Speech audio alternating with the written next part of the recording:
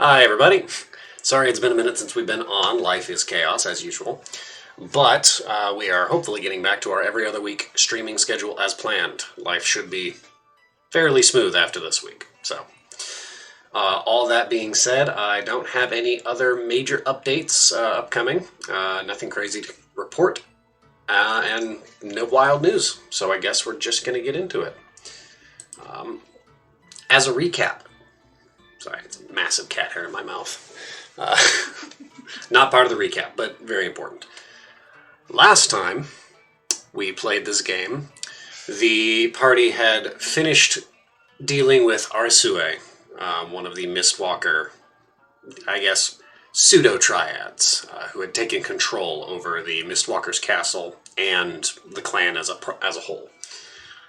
After his defeat and the discovery of the claws of Orochi and their subsequent destruction, there was a bit of interesting conversation that went about, some discussion on what the plan was and where to go next.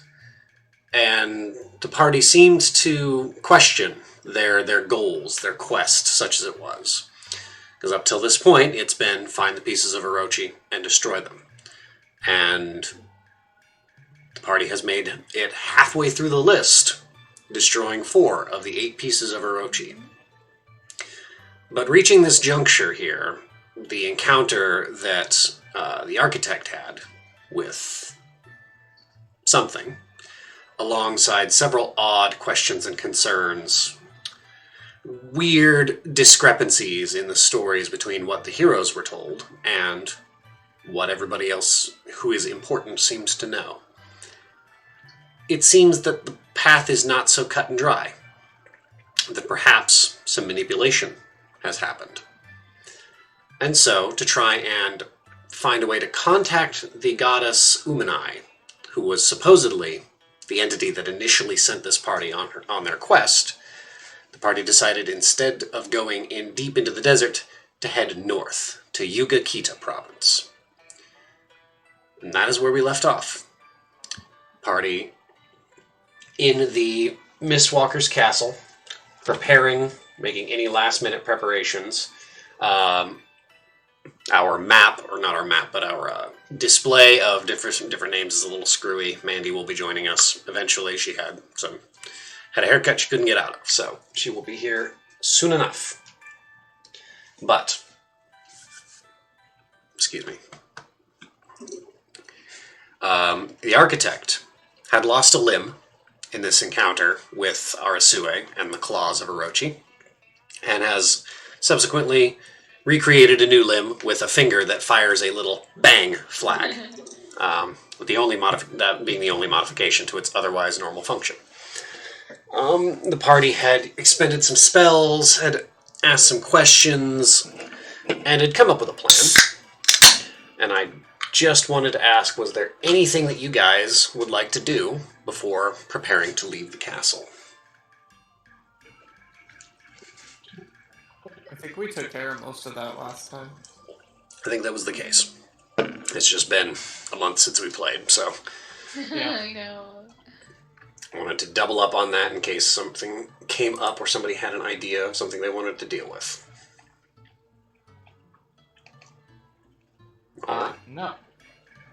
No, I think we were planning on ferociously pursuing the pieces of Orochi.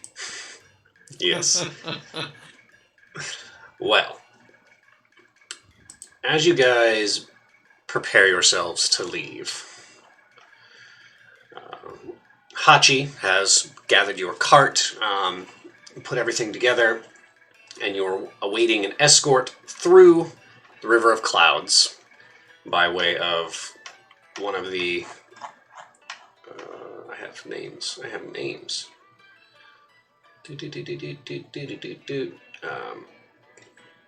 Mizutani. Mizutani Chio, one of the Mistwalker triads, has agreed to escort the lot of you out as she... Oh, good lord. Sorry. She's planning on escorting the lot of you out. You're going to have to go... In fact, I will just bring the map up so that we can see what we're doing.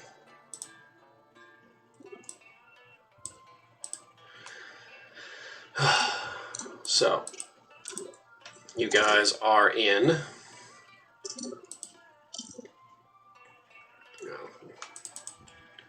So you guys are here in Shima Province, in the River of Clouds, amongst the karsts that hide the castle. To make it to Yugakita Province, you will have to go into Okotoro Province and travel probably along the coastline and then up the river as the safest, least brutally hot method of travel, as the stiff coastal breeze will keep you cool. Okotoro Province is a desert, largely, and notoriously hot. So, it will probably take you a few weeks of travel in total to make your way along the coast, up the river, and then eventually getting out of the desert proper, crossing into the northern province of Yugakita. So, as you guys make your way down, you spend, well, we'll say you leave in the morning, kind of meandering your way through the River of Clouds, Mizutani kind of leading you along the way. Conversation is pretty light. She's not much of a talker. Hachi gets a little nervous from time to time and begins to kind of sputter and say, try and make small talk just to pass the time. But it takes you the majority of the day to reach the edge of the River of Clouds. You find yourselves facing north along a coastline. The landscape is largely just kind of rocky, with shrubbery everywhere. Thick of like coastal hardy weeds digging in and gripping to the rock. A constant breeze of actually fairly cold air blowing in from the north. As you know, the northern section of this province, there's almost a defining line between the area that is kind of the Badlands near the river, that very quickly goes into Yugakita Province, which sees snowfall probably, I'd say 6 to 9 months out of the year, depending. It's a very, very cold area. Skyrim. Yeah. Very chilly. So, your first day's travel brings you down to the coastline, and then you would it'll probably take you,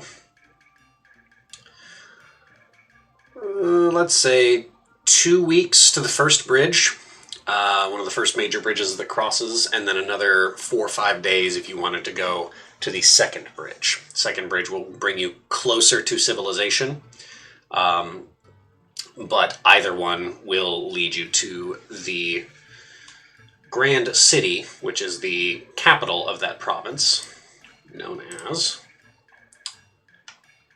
Sorry. I have that here. Yeah, I'll be fixed soon. Yugakita, there it is. Bakujin City.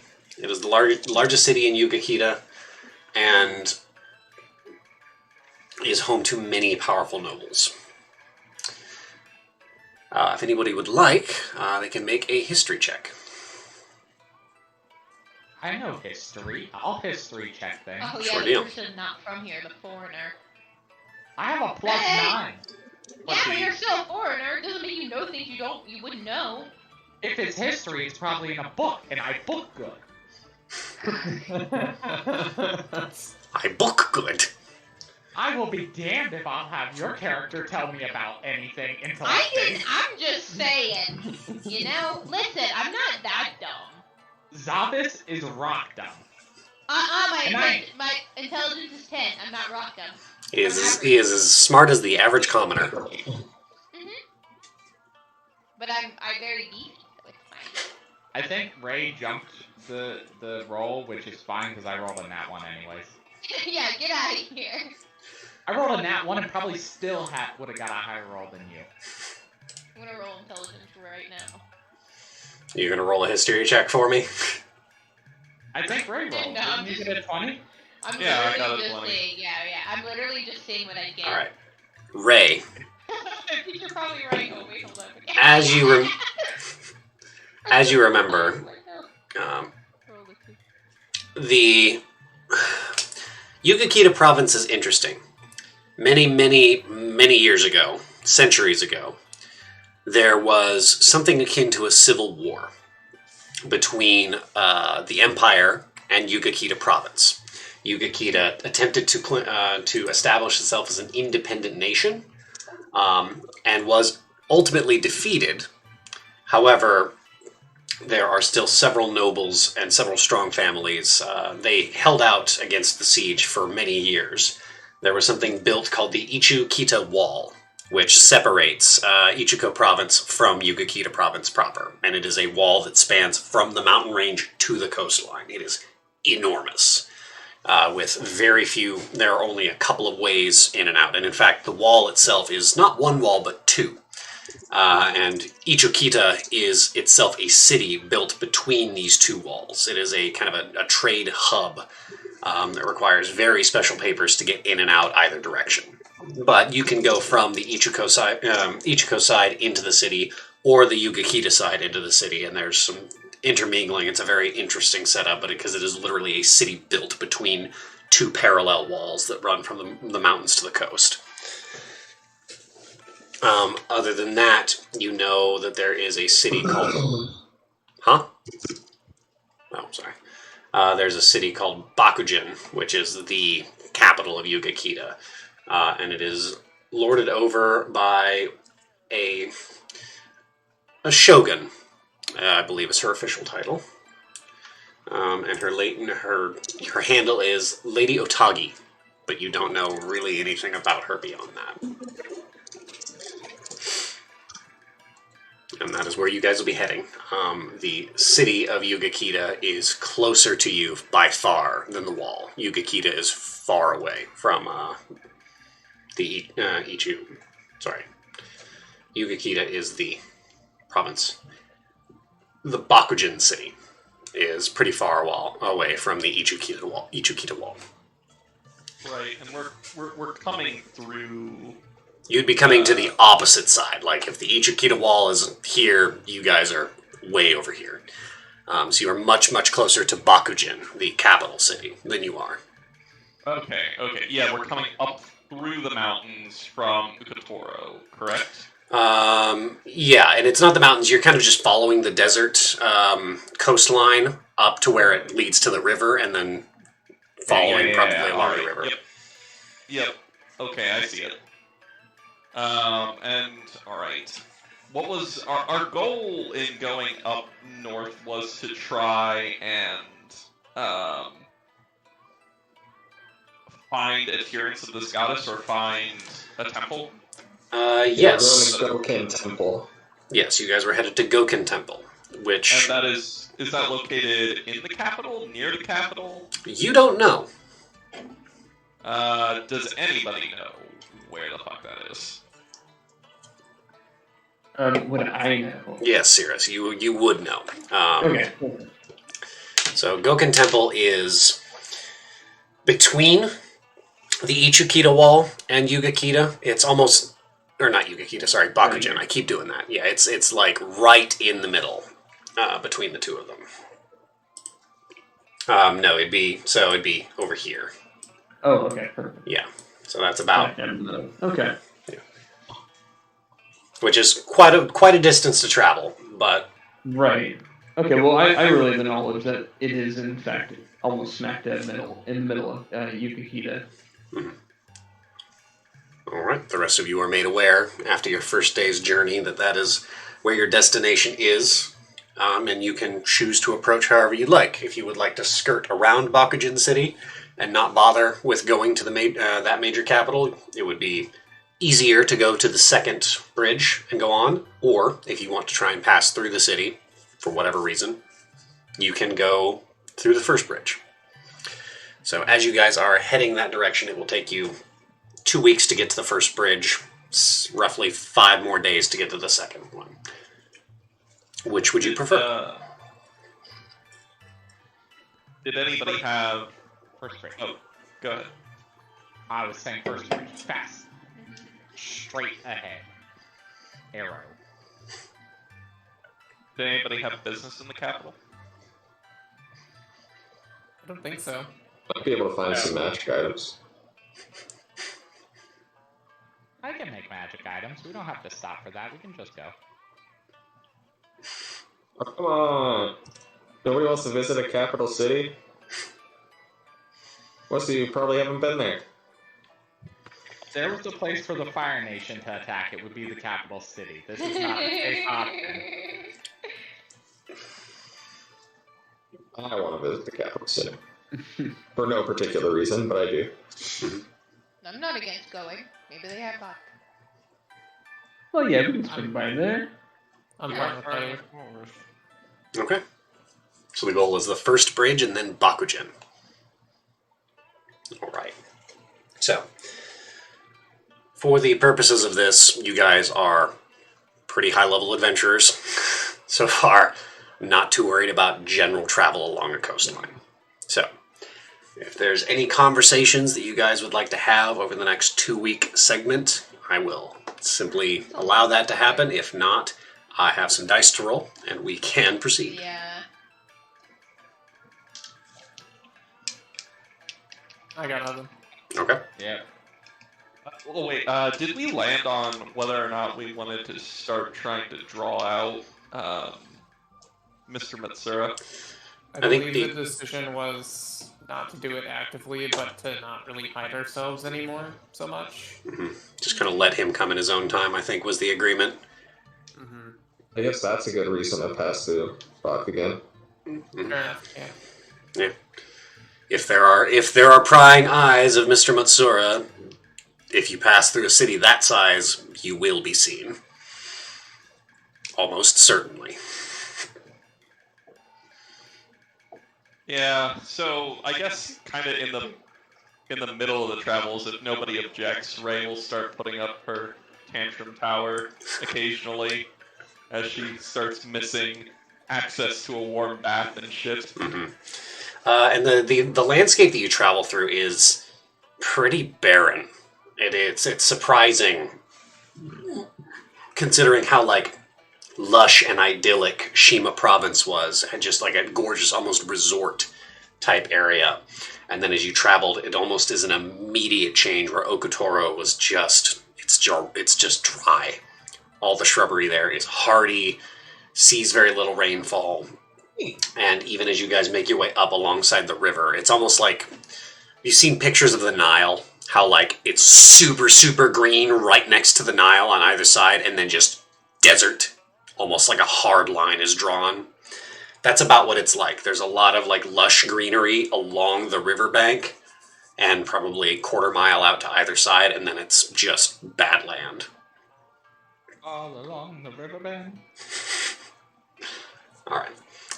It takes you about 2 weeks, with periodically putting up the tower as you travel along. You don't encounter too many creatures. There are obviously the different badlands and desert-dwelling animals like dingoes and lizards and all that stuff. Toads along the river banks, and plenty of interesting things to see. You do see the occasional odd water spirit or kind of serpentine entity moving through the river, and large schools of fish that seem to be making their way to and from the ocean. And although it's harsh landscape, it's very pretty and almost peaceful, considering the heavy and difficult circumstances you all have been through the last several months now. It's almost a welcome reprieve, just kind of a long backpacking trip. And more nights than not, you have a comfortable tower to sleep in. And Hachi is always present to cook well, Yukio helping from time to time. And it's relatively peaceful along your journey. Sweet and peace? What the heck? I need to start lifting weights. I gotta sit there eating dinner, I gotta work out. I gotta do something. Yeah, speaking of, Ray is... in your universe for this, is there some sort of analog to using the stars for reading portents and shit like that? You could attempt to read the heavens, yes. Cool. So the top part of my tower when it's up is going to be an observatory. Okay. And then what kind of role would you like for just like studying that? I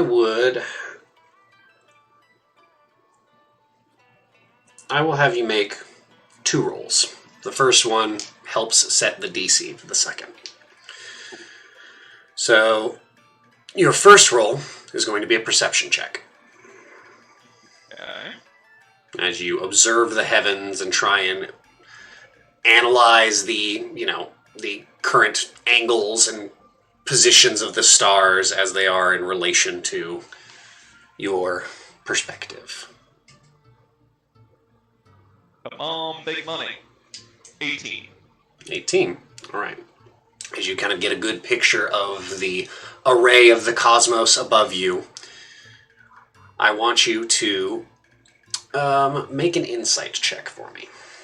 Actually, just wisdom. If you are proficient in insight, you would just be rolling a wisdom check for me. Yeah. So, no proficiency at this point. 13. 13. As you kind of read the stars as best you can, remembering what your lessons were on what the stars mean and their alignment for, various seasons and various possible portends that you've been taught. Some seeming a process more superstitious than scientific, others leading a little bit more into the scientific realm. You get a great many different ideas. What are you looking for? Typically, since we're off on a journey to learn from, you described this goddess as like a goddess of fate, correct? Indeed, a very, very little-known goddess of fate. Alright. So, I would be looking for... I'd be looking for something to tell me more about like the balances of energies that sort of like helped Orochi start seeping through into reality. Like I know that the Emperor kind of like healed over and yada yada yada. Mhm. That whole thing is sort of breaking down, but I'm trying to get an idea of what the are the deities in this universe, because I'm just thinking like Japanese sort of inspired things. There are some level of interaction between just the stars and the gods. Yeah. I'm trying to get a handle on what are they up to? What the fuck There are are these things? dozens of named and unnamed gods, many of them with purposes that overlap with one another. Stories about whether or not, they denote certain events throughout history, certain seasons. There are 4 cardinal gods, which, let me get that bit of information out, because I have it. I have a few celestials. Basically, with the back and forth that we had with the Tengu, I'm trying to figure out what the will of heaven is in this matter. Okay. Using your understanding of constellations and their orientation of the world, you kind of invoke the teachings of Byakko, Genbu, Seiryu, and Suzaku, the gods of west, north, east, and south, as you are trying to understand the will of the heavens and what this means in relation to a great demon dragon. You, reading these portents and reading these different star alignments, you're not getting too much out of this. The cosmic alignment is such that what you read is you are in a time of great flux. as if the energies of the world are primed for change in one direction or another, be they fair or foul, good or ill. That's subject to those that are acting for change in the world. Which echoes back to a conversation you had about fated ones.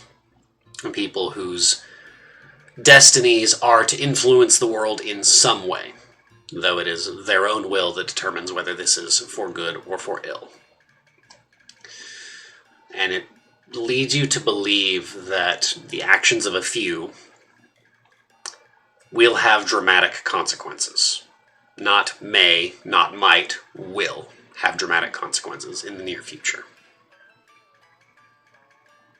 Yeah, that's the vaguely applicable Yeah, BS I love it. you expect from astrology. Yep. Yep. That's Fair.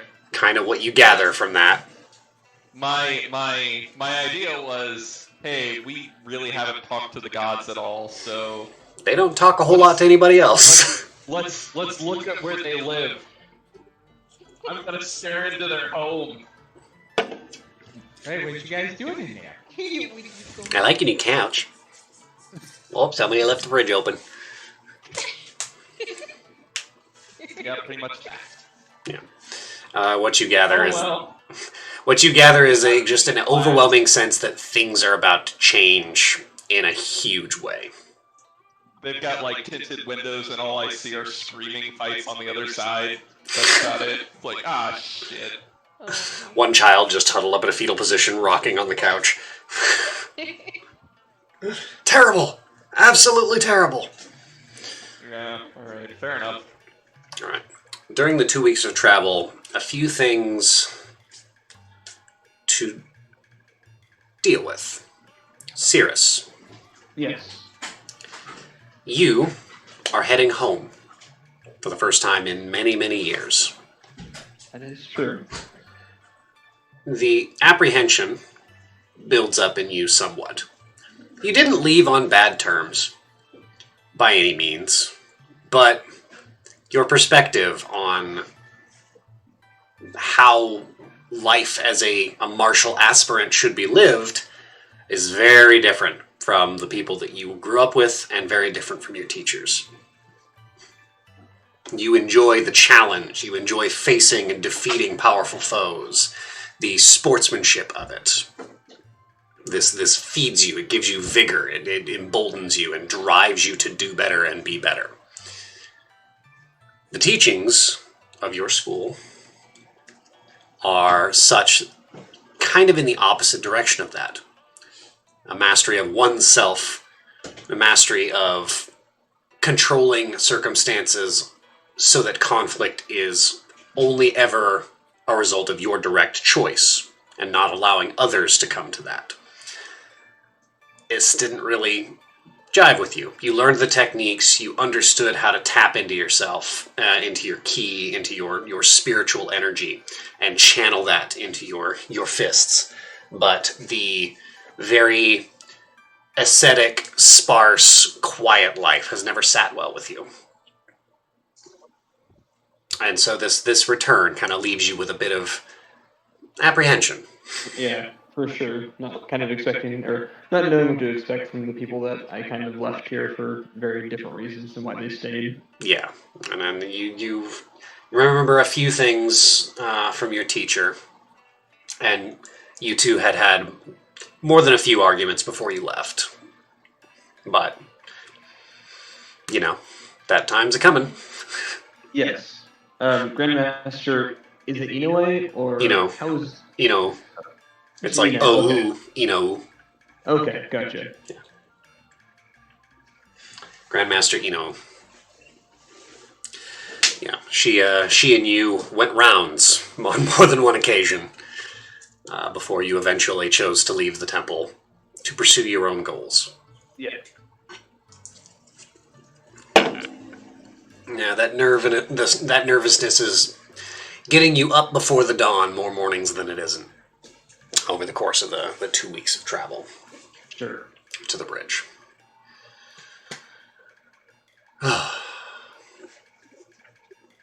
Architect. That's me.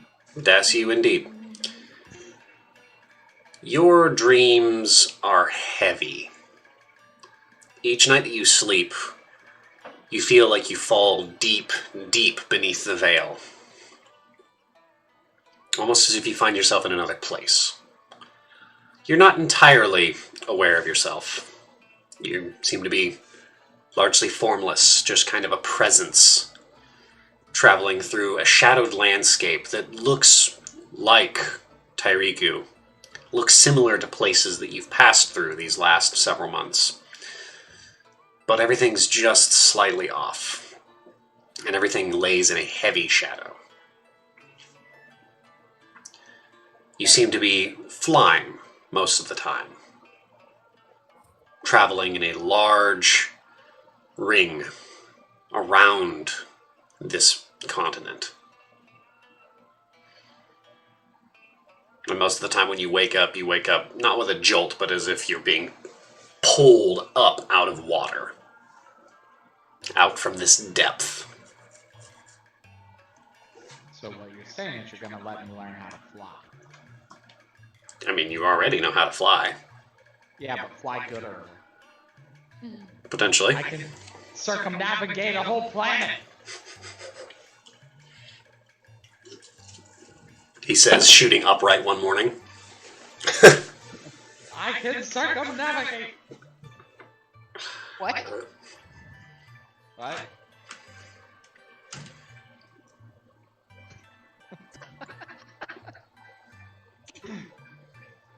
I think I missed the point of the dream.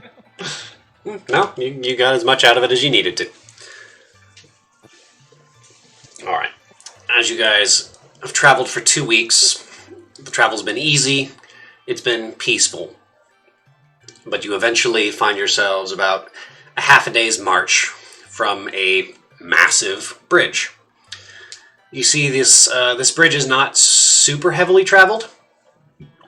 Excuse me. A few of you, including Ray and Cirrus, would know that this is the less traveled bridge. It really just leads to the northern coast and a quicker route from your perspective to, Bakujin City. But the other bridge is closer to the major civilizations within Okotoro province and leads to the bridge. That direction also leads more directly to the Yugakita Wall, Bakujin City, and a few other settlements. So you guys are taking the less traveled road, which is apt for your direction at the moment. The bridge itself is much like the previous one that you crossed back in Yamamoto province. It is massive, red lacquered, set with lanterns on either side. There are not very many merchants who set up their little overhanging stalls. Mostly just a few merchants that sit on one side of the bridge. At least your this closest side, as you arrive late in the afternoon. There are a couple people selling wares.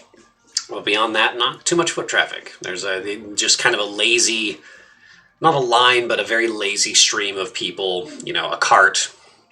A mile back, another cart. A mile further back, another cart. Just kind of lazily making their way up and through these areas. It is late afternoon in front of the first Okotoro Bridge. You could probably get across it by late in the evening if you want to cross and then camp on the other side. Or you can stay the night here. Might as well cross. Yeah, why not? Get out of the desert. Yes, it is. It is very dry here and surprisingly warm, although that northern breeze is still rather chilly. I hate when I find surprisingly warm deserts.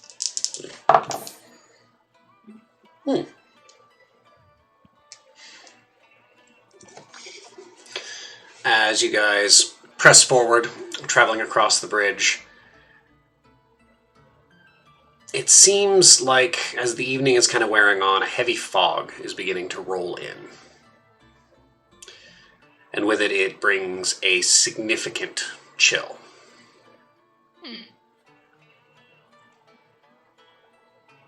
And as you continue to walk along the bridge, you see the periodically set lanterns, providing just the barest amount of illumination as you're going across the bridge. And you walk for a while. Yes? As Zavis? we go across the bridge, I'm just gonna my fire sword, like, this is a whole lot of light. I don't have dark vision. I'm just gonna walk with this lit. You draw your sword and light it, providing light like a torch, as it is one of its functions. And it burns away some of the mist kind of immediately around you, providing a little bit more illumination. And as you guys are traveling, you notice ahead and behind of you, you can't really see anybody. And as you keep walking, you just keep encountering more lanterns. How long are we on the bridge, or haven't we been on the bridge? Longer than you should have been. Alright. How long have we been walking at this point? I want to look around to everybody else, just kind of like, this doesn't feel right. Do I have a feat that tells me? Let's see. If you have keen mind, you would know exactly how long you've been traveling. I wanna look at Ray and be like, Ray, do you sense anything strange about this bridge? Detect magic? Yeah. Architect? I also, as soon as Zavas asks, I want to like stop, dead face, no expression, and be like, "We've been walking for blah blah blah down to the second." You've been walking for about 5 hours now. 5 hours, a handful of minutes and seconds. Yes. You expected the. Something earlier. Well, the bridge is big.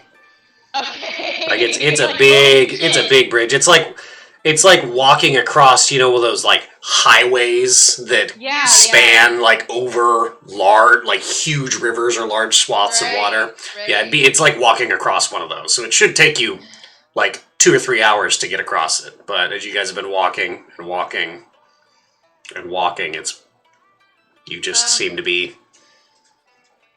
on the bridge, and it doesn't seem to be. How long did you say, Architect? 5 hours, a handful of minutes, and a handful of seconds.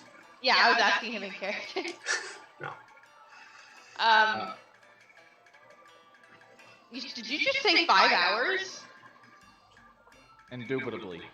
That can't be right. That is quite a long time. And to the rest of you, it didn't really feel like 5 hours. It just felt longer than it should have been. What have we got ourselves into now? Would I know of anything this could be? Make an Arcana check. And Ray, to your question of detect magic, you do, as you take a moment to cast the spell, you get an ambient sense of magic, although it is hard to tell what school it is. I got a 23. 23. This is, to your best understanding, what is commonly referred to as a genjutsu. Some sort of illusory realm. Where's Itachi? And is this something, like, do I know if this is something that a person would have done to us, or like a creature? Could have been either. Okay.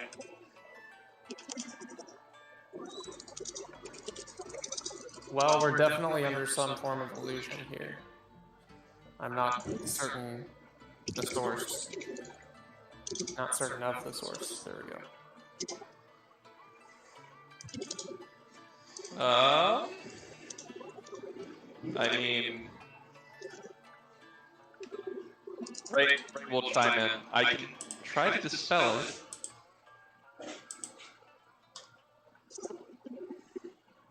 We can try. I mean, what other options do we have instead of just walking until we die? Does Ark know about your specialized your Sharingans? Does Ark know that you have true sight? What is this a known thing? Oh yeah, no, I do have. Yeah, I do have that. Because I was like, we have 2 people with true sight. Like, can't you straight up like LOL, you're Genjutsu, you're not Infinite Tsukuyomi me. Oh, you're Genjutsu. I can kind of I can either try to dispel it or I can see through it. I mean, I suppose see through it first to see if you see anything. But I'll go then- ahead and just use my true sight. Okay. See what I see. As you take a moment and your eyes take on that purple light, your vision kind of pierces through this illusion, and you see that the rest of your companions are just standing like stock still with their eyes closed. As you're kind of standing on this bridge, you go to move forward like to walk, and you feel it's a weird dual sensation. It's like the reverse of walking in VR, where you feel yourself moving, but your body isn't. Okay. And it leads you to believe that you are under some sort of enchantment. Because you are standing what looks to be just smack dab in the middle of the bridge, and none of you are moving. Most of your companions are standing there just eyes closed. Do you say that we're under an enchantment? Oh, definitely. I use stillness of mind. Okay. As you take a moment, you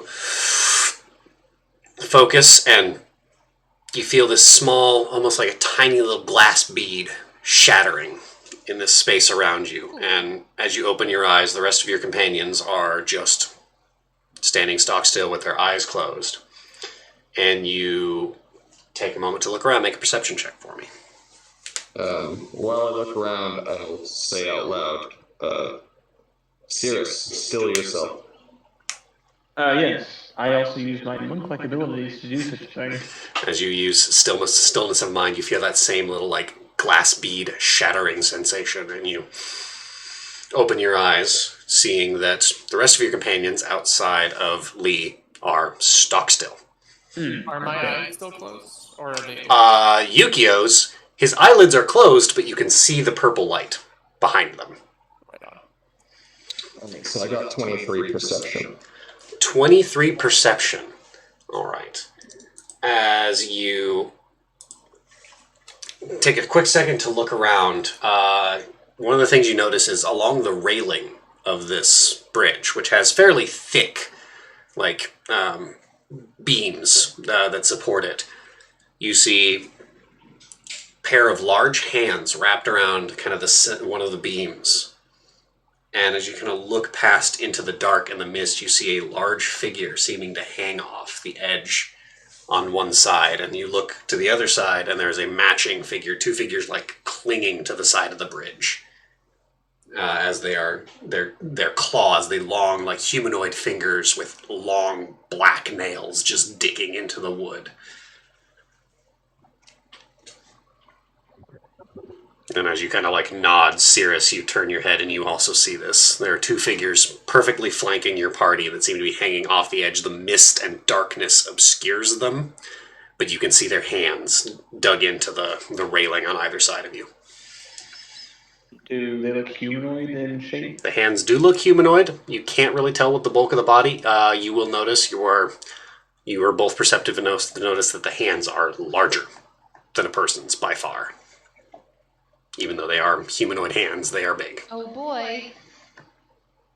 They're like, Okay. their skin is kind of like grayed, and the nails are long, black, and kind of ragged and dug into the wood. And I attempt, like, a sleight of hand and cast a spell without really being noticed, a spell that only requires somatic components. I would allow it, yes. Go ahead and make a sleight of hand check.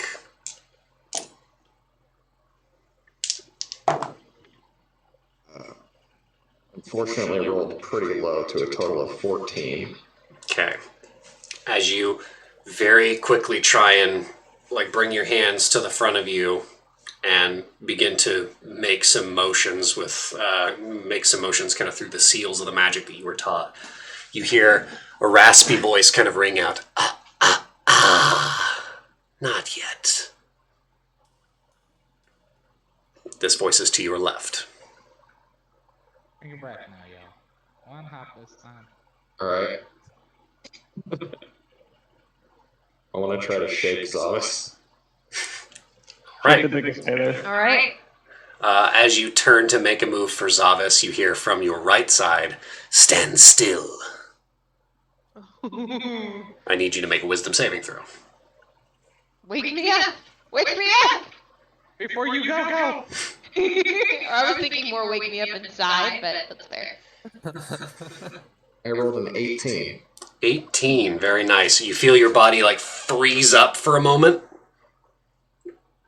and then you just push through it as if you like hit a bunch of straps, like your whole body was suddenly like restrained for a second, and then snap forward.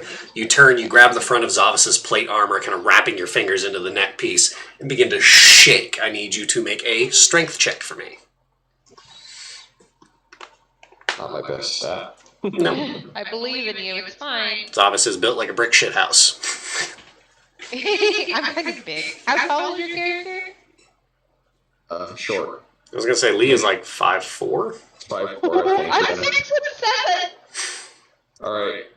Natural 17 for an 18. Very nice. You jump up on, basically like planting a foot on either one of his meaty thighs, grabbing a hold of the collar, and just begin shaking back and forth.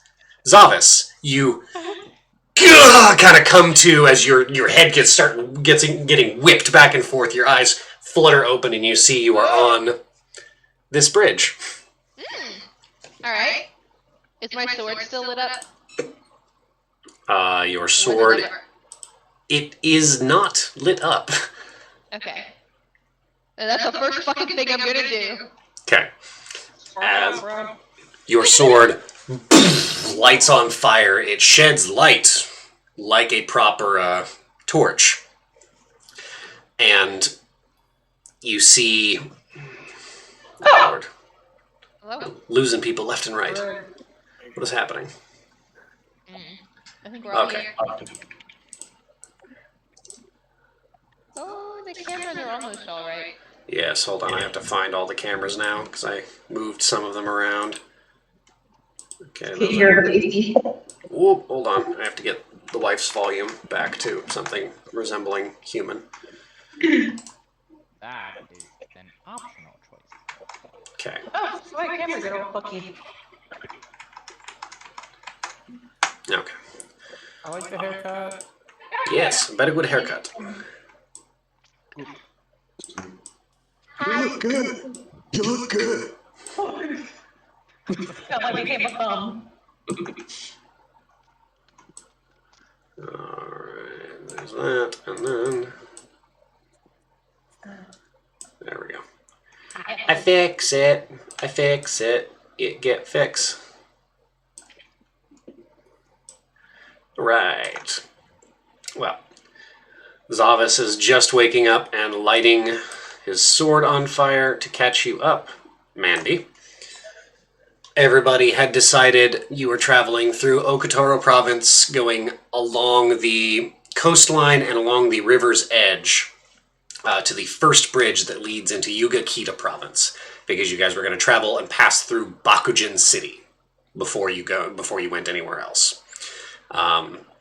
You would have to pass either beyond Bakujin City or through it to get to Goken Temple, which is where the promise of information for the goddess Umanai is. Okay. So, you guys are traveling on the bridge, is what was going on, and a strange enchantment has occurred. But a few of your companions have been waking up as this has been going on. And so as Lee has kind of taken the initiative, moving quickly to deal with what is going on. Just adjusting the cameras a little bit because they got a little ugly. Because monks can just, like, focus their mind and stop being enchanted. Yeah. It's pretty cool. They got this very cool, how about nah? thing going on. Makes me very happy. So, what happens in this moment? Lee, you jump on and start shaking Zavis. Zavis, you come to and your blade lights again on fire. Cirrus, what you see are two lit up by this light as it chews through the mist that's around you, the fog that's around you. You see two gangly, like feminine figures, although they're rail thin, but their limbs are way too long and their hands are way too big. They've got like long, ratty black hair that seems to have these thick barbs kind of sticking out of it, hiding kind of part of their face and heads. You see kind of like long, hooked noses and just sharp needlepoint teeth in their mouths. Behind the kind of veil of hair, you can see just like yellowed and then bloodshot eyes. As this light touches them, the light from the blade, you turn and you see this, and both of these figures shriek a high, shrill sound and then leap backwards into the mist. Oh, I get behind Zavis really quickly and start shaking people. All right. Within a few moments, within a few moments, all of you are kind of brought to without the need to spend any more resources. You all are kind of awakened. Lee, because you had jumped on and were shaking Zavis to try and wake him up, and Zavis, you are respectfully not all that observant. You were able to quickly, or you guys were not able to see the things that seemed to have enchanted you. And it was a weird enchantment because it happened, how do I describe this? Without anybody noticing. Right. So, Cirrus, you are the only person who saw this, and you are welcome to describe what you saw were gangly, feminine shapes with two large hands and two long limbs, with long, ragged hair that seemed to be barbed and blackened, almost as if it was like sopping wet and clinging. Yeah, I tell them that, and that they had both jumped backwards from the bridge, and I kind of push up on Zavis' elbow to lift his sword a bit higher and tell him to keep it kind of in that position, please, and to inform them that they seem to be very adverse, have very adverse reactions to light, I assume, or maybe fire in general. Cowards! They just ran off because of my sword. Come back! I want to yell at the mist. Just, it's Young fine. man scream at cloud. Yeah, pretty much. Cowards! Fight me! Fight me! All right. As you kind of come to Architect, it has been 5 hours and a few minutes, and it is well past dusk, and you guys are, to your best understanding, probably only about halfway along the bridge, so it'll be midnight or later by the time you finish crossing. Has it been communicated that they don't like light, right? Yes. Cirrus told you to keep your sword up and keep the light present. Well, that's going to be exhausting, and I'm going to cast daylight on myself. How long does that last? An hour. And it's a 60-foot radius of light around a point or an object of your choosing, so I'll just have the object be my sword. Right. This area overlaps with an area of darkness created by a spell of 3rd level or lower. The spell that created the darkness is dispelled. Gotcha. All right. And it is 60 feet.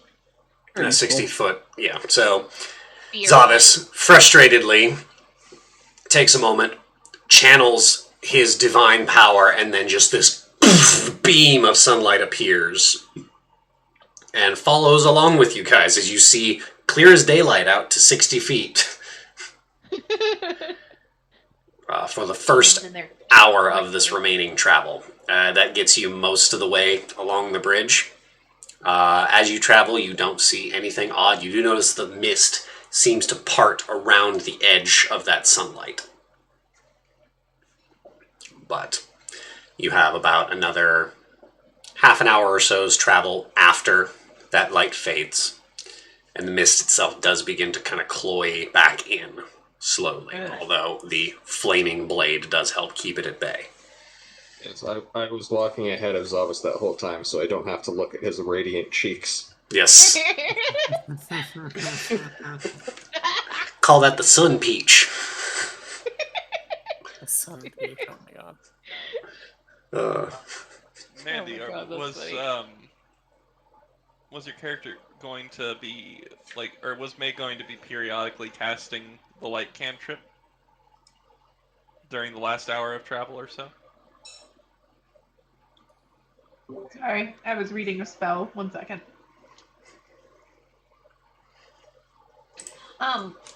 Yeah, I was thinking about doing light, but I'll actually.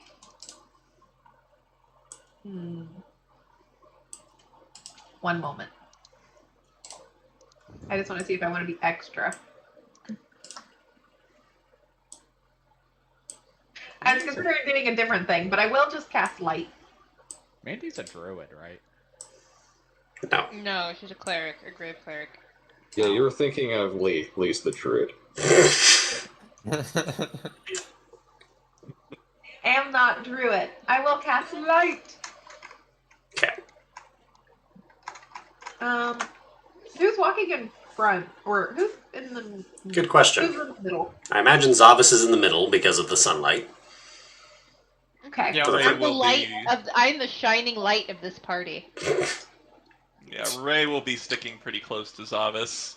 Okay. Live, laugh, love is etched in your blade. In Draconic.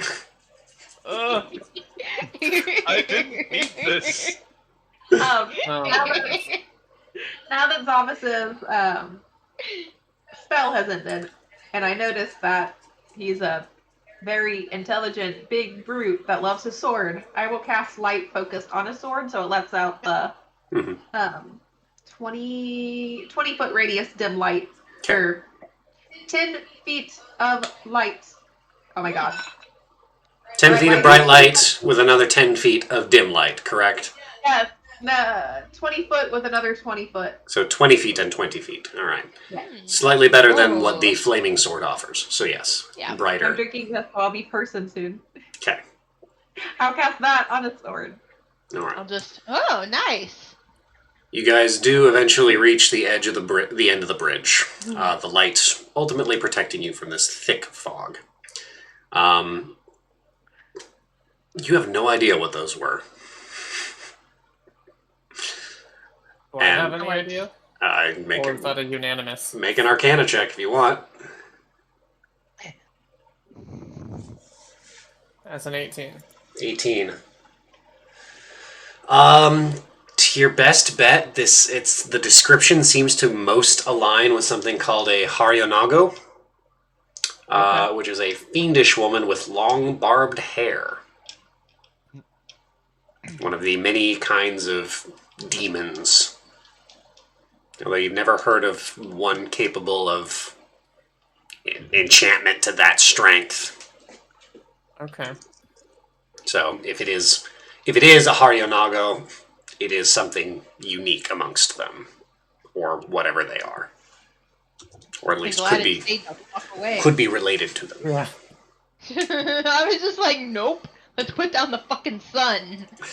It is about 1 o'clock in the morning when you reach the end of the bridge. There are a few you see, probably about 100 or so feet away from the edge of the bridge. You see a couple of small campsites with just very low, dwindling fires.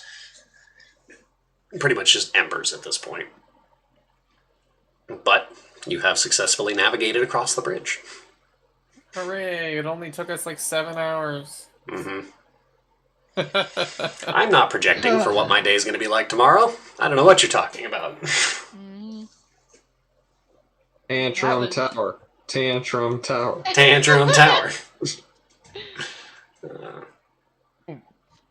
Yeah, I think I could use a rest after that. Okay. Ray, I take it you put the tower up?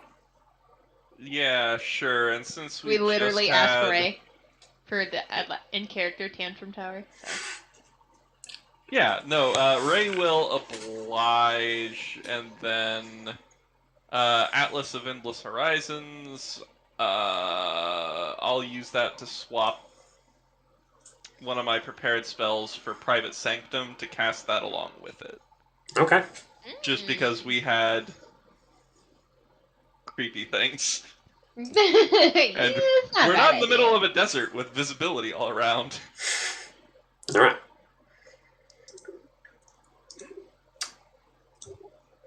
So as you create your private sanctum and your tantrum tower, you guys all find yourselves to sleep with ease.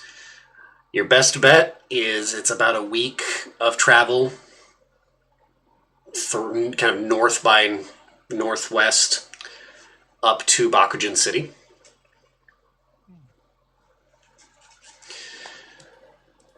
And there's nothing terribly exciting. The landscape itself has transitioned dramatically. Once you make your way away from the river, the land begins hard packed, and you start to see snow. The temperature drops dramatically over the course of about a day or so. Oh. And it begins to get very chilly. You have a few sets of, warm weather clothes, but, it's not like anything for Arctic travel, but it gets you by. Right. There's enough cloaks on the Architect alone to keep the rest of you relatively warm and safe. Like hell there is. There's gonna be enough cloaks on the Architect. They can stay there. All right. I don't know when I need to cast web. So we're actively walking through snow? After the first day or so, yeah. There's Okay. Each morning there seems to be a fresh snowfall that you end up crunching through. After that, after experiencing that enough, I'm just gonna go ahead and find Steed, and I'm going to ride up on my big war horse so I don't have to walk in snow. May, this is probably the first time you've really seen snow.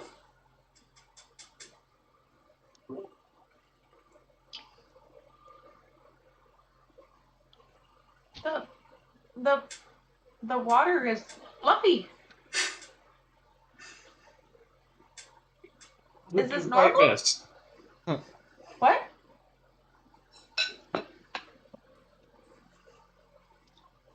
Mick's getting a snowball to the back of the head. May, I want to stop, in my... You've never seen snow before? As you're having this conversation, May, you're kind of standing there, and then a dusting of snow smacks against the back of your head. Oh god, is Architect doing it again? As you turn and look, and you see, when you spot a cat doing something, and they just stop and give you that look, like, what you gonna do about it? That Ray has that exact expression as she's in the middle of scooping up another. I wanna, while Ray is doing that, I'm gonna fucking jump off of my horse and scoop up the largest snowball that I can manage, and I'm just gonna fucking chuck it at May while she's looking at Ray. May, as you're kind of standing there confused with what's going on, poof, you get hit in the back with just a massive chunk of snow. It is cold. It is... Huh? Go ahead. It is a cold and sudden shock as a lot of it kind of gets its way down into your armor, and you're like, whoa! It's up against your bristling silver-purple fur. While You can pick Zava's it up? You can pick it up? While he's distracted by making his giant snowball, I want to make a couple and then just start pelting him with them. With Zavas. Architect? Architect's just gonna kind of walk off to the side and start building a snowman. Oh. The party gets completely derailed.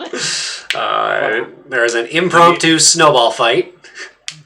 May hides. Lee, yeah, you bury yourself in a snowdrift. I'm gonna just start fucking throwing, I'm gonna just get the biggest snowball that I can, and I just wanna start fucking running after, Yukio, just like a rat.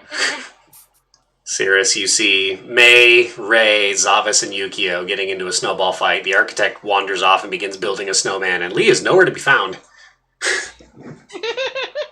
I see if I noticed where Lee went so I can throw a snowball at him too. Make a perception check. Oh my god. What would you like to be doing, I Cirrus? rolled a 3, so no, I do not. I'm gonna help Architect build. Okay, you go over and begin working with Architect. Yes, Arch. What checks do I need to make to attempt to build an anatomically correct replica of Lee with snow? That would be... Well, it would be a dexterity check. You have enough brains and memory that you can basically just picture Lee in his perfect anatomical shape. It's just a matter of more of whether you can actually physically replicate that. So it would be a dexterity check. If Cirrus is helping you, it would be with advantage. I will. Ooh. Does this fall under like tinkering? No. No. This is snowman building. You mean like there is a sculpting proficiency, isn't there? Sculptor's tools. We don't have time to unpack that now. Give me that dexterity check. Okay. I'm pretty sure it's dexterity anyway. Oh, wait. I forgot I have an advantage. Okay, 13 and 10. So 13 plus nothing. I'm gonna flash it into an 18. Can you Flash of Genius just an ability check? I think it just says checks. Where's my stuff? Stuff. Restaurant agents, that's not it. Flash of Genius. You can, ability checks or saving throws. Okay, yeah. Nice. So you go ahead and Flash of Genius yourself for a total of 18. 18. Yeah, 18. 18.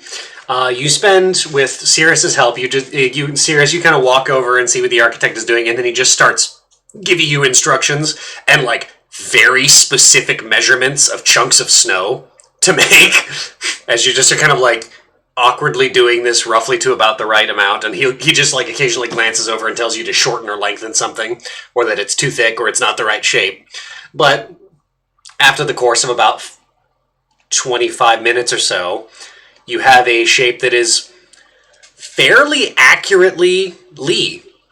Not in his typical posture. It's Lee kind of standing with his fists on his hips in a very upright way, legs kind of like straight together. Lee, you are observing this from your little tiny like snowdrift space as you're just kind of watching, and you see after a while it starts to look familiar. A little As this happens, too familiar. I'm gonna go up to the snowman and I wanna measure it up against me, and I'm just gonna like laugh at it, hoping Lee can see me from somewhere. I'm just gonna like put my hand up and just stand next to it and just gesture at it like Well, this. if you're 6'7", that's like here. Well, I don't even think you guys can see me yet. there I'm we 6'2", go. so Yeah, it's, and then 5'4", so it's about middle rib height, yeah. roughly. Do I have anything explosive on me? Yes, May? While this is going on, May would like to wink at her nearby Kodamas and start showing them how to scoop snowballs. Oh And then god! point at Ray and sends them on their way to attack. Ray? I can literally just picture this right now. Ray, as you're kind of looking, you're like, you guys have been having your snowball fight for the last few minutes, and you're kind of like, and you turn to one side and you see like 60 Kodama just all like lined up in ranks, and all of them lifting little like golf ball sized snowballs above their heads. You have that moment where your fur kind of like raises on hackles and your ears pin back for a second, and then just pelted by an absolute volley of golf ball sized snowballs. I figured it out!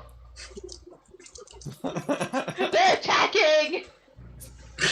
They're organizing! They've formed a union! I'm gonna go run over, can we see the Kodama while they do this? Briefly, yeah. Okay, briefly then, I want to look at the Lee statue. I want to run over to where Ray is, and I'll Ray put is down just my covered shield, in snow. and I'll put down my shield. Ray is flat on her back with like a hand up. Just like, I just want to pick up, like, I want to stand next to Ray and pick up, like, the biggest amount of snow that I can again and just throw it in the direction of the Kodama, like... As it just kind of like, it passes through most of them. A few of them kind of like pop up out of it. And then Kind of like looking around, and then they sort of like fade. And then I'm gonna pick up Ray. But yeah, after about half an hour or so, you guys have thoroughly snowball fought it out. There is a very convincingly accurate Lee replica of Snow, and you've turned the Kodama into a small frozen army. I cast minor illusion in my hidey hole to make the replica flip everyone off. The replica for just a moment, its hands are on its hip, and then it goes, and then it's back to normal. What does that mean? Ark is gonna panic the minute his replica starts moving and cast flaming sphere on it. As you go, ha! And then cast into, like you pull out like a tinder box and like that, and it resolves into a ball of fire in front of you and just melts the top half of, like it just pushes through the snowman until there's just kind of like a pair of legs standing there with like a kind of like a semi like frozen over ice chunk sitting on top. And then you all see Lee pop out of his hidey hole in the snow, seeing a flaming sphere coming towards him. As soon as Lee pops up, I want to hit him with a snowball. Lee, you leap to get out of the way, and then one hits you, just like right on the shoulder and the side. You're like, Hey, I'm gonna avoid that if I can. He has to roll an attack roll. all right. Oh, I have to do Fine, it. I'll do it. It's a ranged weapon, so I think you should have proficiency, right? No. It's just the throw. Yu-Gi-Oh! I think you would be capable of throwing a snowball, so you can. It's dexterity and proficiency. Okay, cool. I'm just gonna use my dagger then. Well, that's a natural 19 for a 26. Yeah, you hit. So I nail you with a snowball. Yeah. As soon as you make eye contact, I'm just gonna say no escape.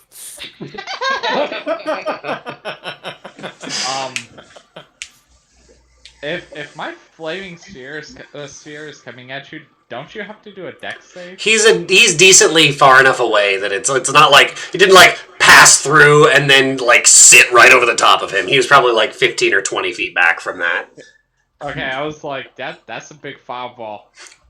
Yeah, no, it's a big ball of fire, a great ball of fire, one might say. Surprised we all have the energy for this at 1 in the morning.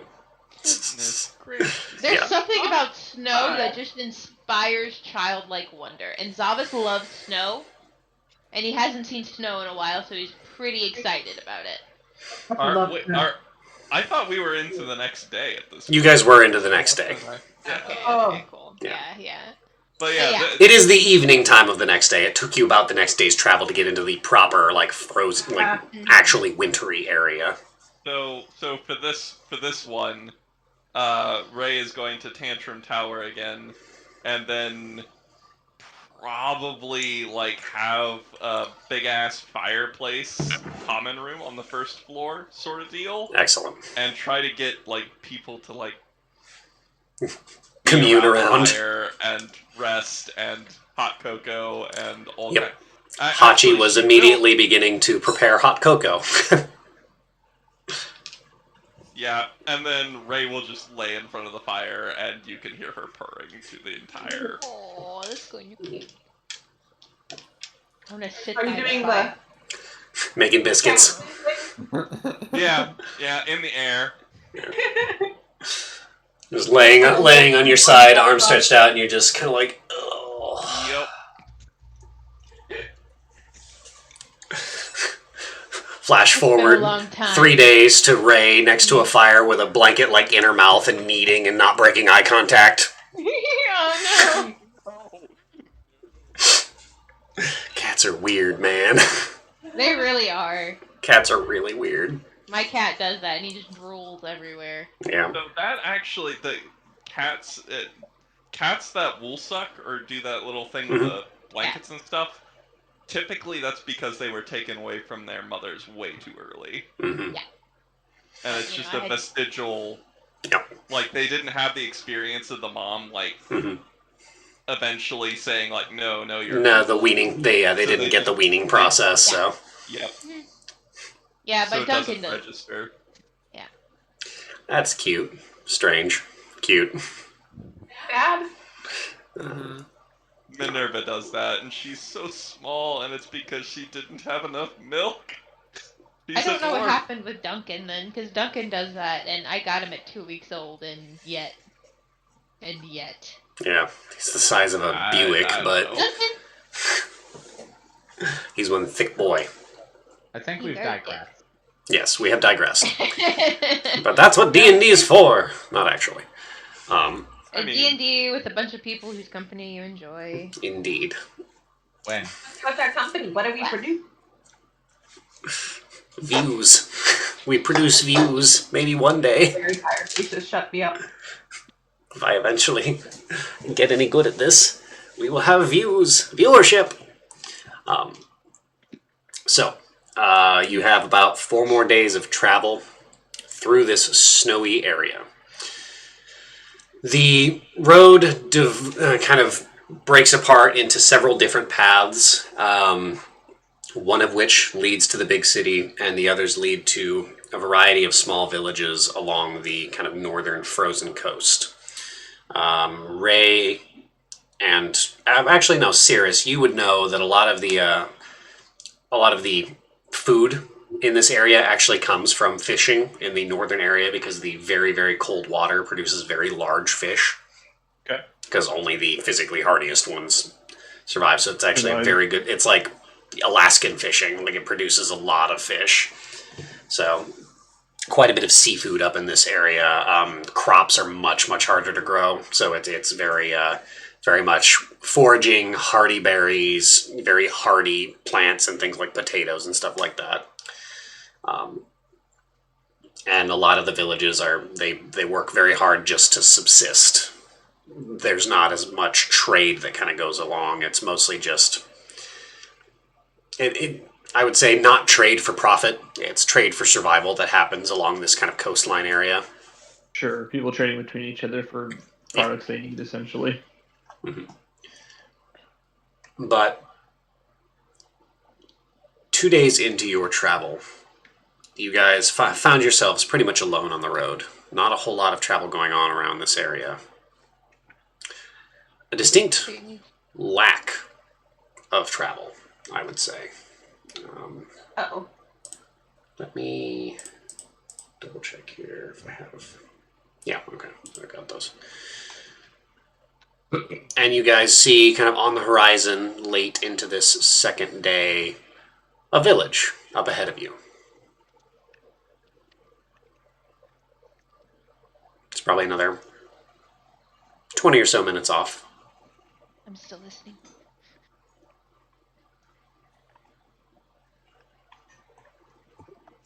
Just in case, I'm gonna do stillness of mind again. As you take a moment of stillness of mind, nothing changes. Okay. But I will say, a few of you are observant enough to notice Thank you, there Bruce. doesn't seem to be any movement in the town. You notice a lack of smoke from like cook fires or anything like that. Something that was kind of easy to miss just walking up because you thought, oh, buildings. But as you're approaching, there seems to be a lack of activity, a lack of movement. Yes, architect.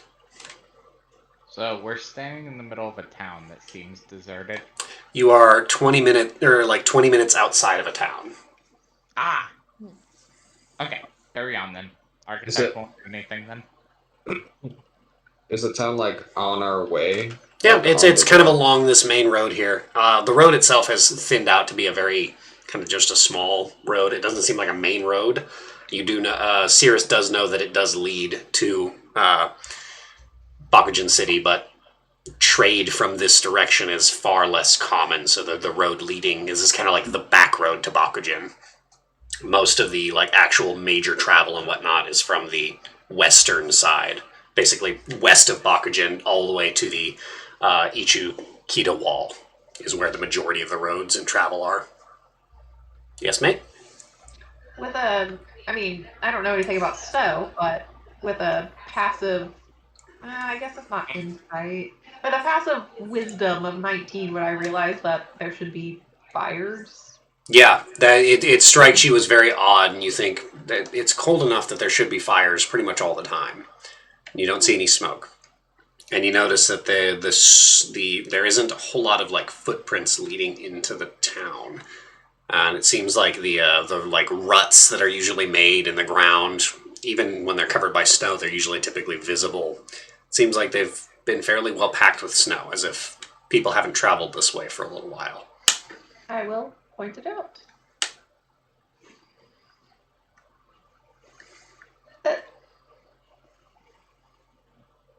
Don't Yeah, that- people need fire when it's cold? You'd think there'd be more train runs in the winter or cold areas too.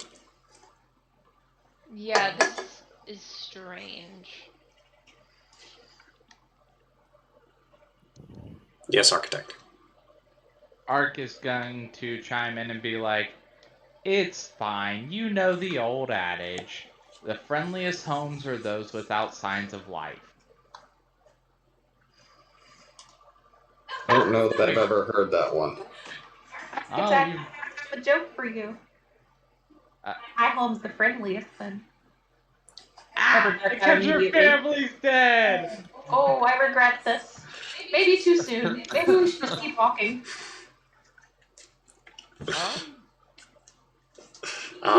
Architect, tactless as ever.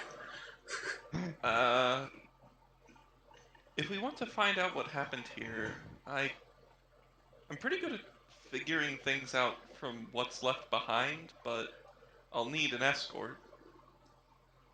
I'll do it. What does that mean? Sounds creepy. I'm in. Do what? I'm Send. out of character. Ray is good at investigation, like just poking around and trying to gather information from, you know, signs and whatever have you. But she's also a wizard, so if something hits her, she explodes. Oh, Ark We is could all also. just go, right? Would you all like to enter the village? Are we interested in what happened here, or should we just keep on? It could relate to another piece of Orochi. That's exactly what I was thinking. That's a good point. Let's go. That's convenient and also horrible. Well, Bakujin is where we were supposed to go anyway to get info on the piece, so... That is true.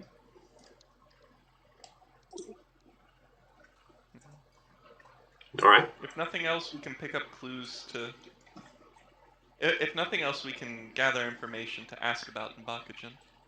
Yeah, I'm fine with going into the village. Not afraid of anything there. Alright. You guys begin to make your way in towards this village. It is quiet. The homes are simply built, though well crafted. The whole place seems very sturdy. It seems like it was a place where great care was taken to put everything in its place. And it is quiet. There are no lights on in any of the homes. You hear no livestock, no chickens or dogs. Not a sound of a person. This is rather ominous. As you just hear the crunch of snow beneath your boots and the sound of the horses and the cart with Hachi on it. So I think the first thing that Ray would do is start checking the doors to the houses. Because if everybody's gone, are they open? Were they forced open? Were they broken? Were they... As you kind of are looking around, you see that several of the doors seem to have been ripped off their hinges. Oh! Well, that's a bad sign. Windowsills That's a have thing. hefty claw marks and cracks. I would say the villagers aren't around anymore. Monsters, then. We can assume, but monster, demon, something vile. Architect, a little ways away, seeming around kind of a further corner in, as you guys are making your way in, you hear the sounds of kind of shuddering breath. you'd guess probably 50 or 60 feet off around a bend that you can't quite see. Are we Who's able to there? tell, like, how recently the doors might have been ripped off? Is that Make an investigation check. okay? Before we go too much further. Yeah. My good old investigation of 0, 13. Couple of days, maybe. Okay. Architect, you were the only one to hear this sound, as you were the one who has the highest passive perception. Get wrecked. Is Cirrus, Lee, or Yukio near me? Nearest to me.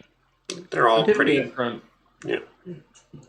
They're all fairly near. Cirrus is pretty often in front. Lee is usually 10 to 15 feet to one side. If any of them are looking in my general direction, I'm gonna do a soft whistle, just like a quick. Yeah. You get Cirrus's attention. I turned to look. I'm gonna hit him with the finger. Of course, the bionic finger. Sorry. Yeah. Bang! But I will follow that lead.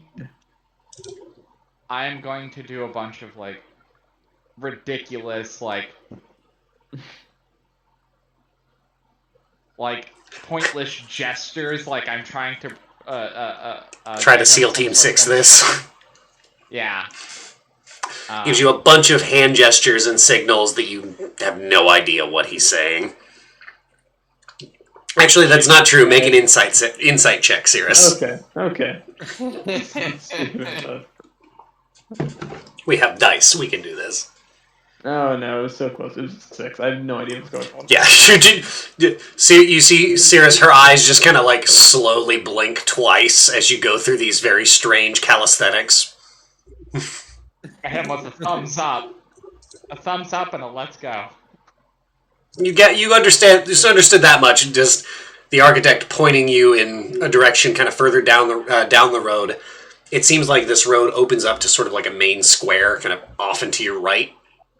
Okay. And he's just pointed roughly that direction, kind of canted right, as if to go around the corner and look. Sure. I'll walk with Cirrus because I don't need to send you to your dad. Okay. As everybody's kind of looking around, assessing the scene, as you two kind of stepping forward, walking, you get up to this edge where you can actually see into the open like courtyard proper, and you see drifts of snow all over, and you see two figures huddled in the very center. Seems to be, at a glance, looks like a young girl, probably no more than 12. Long kind of dark hair, thin, or not thin, but like simple, sturdy clothing, like just a kimono and like a little like cloak. And she seems to have her arms wrapped around a much younger child, probably not more than 4 or 5.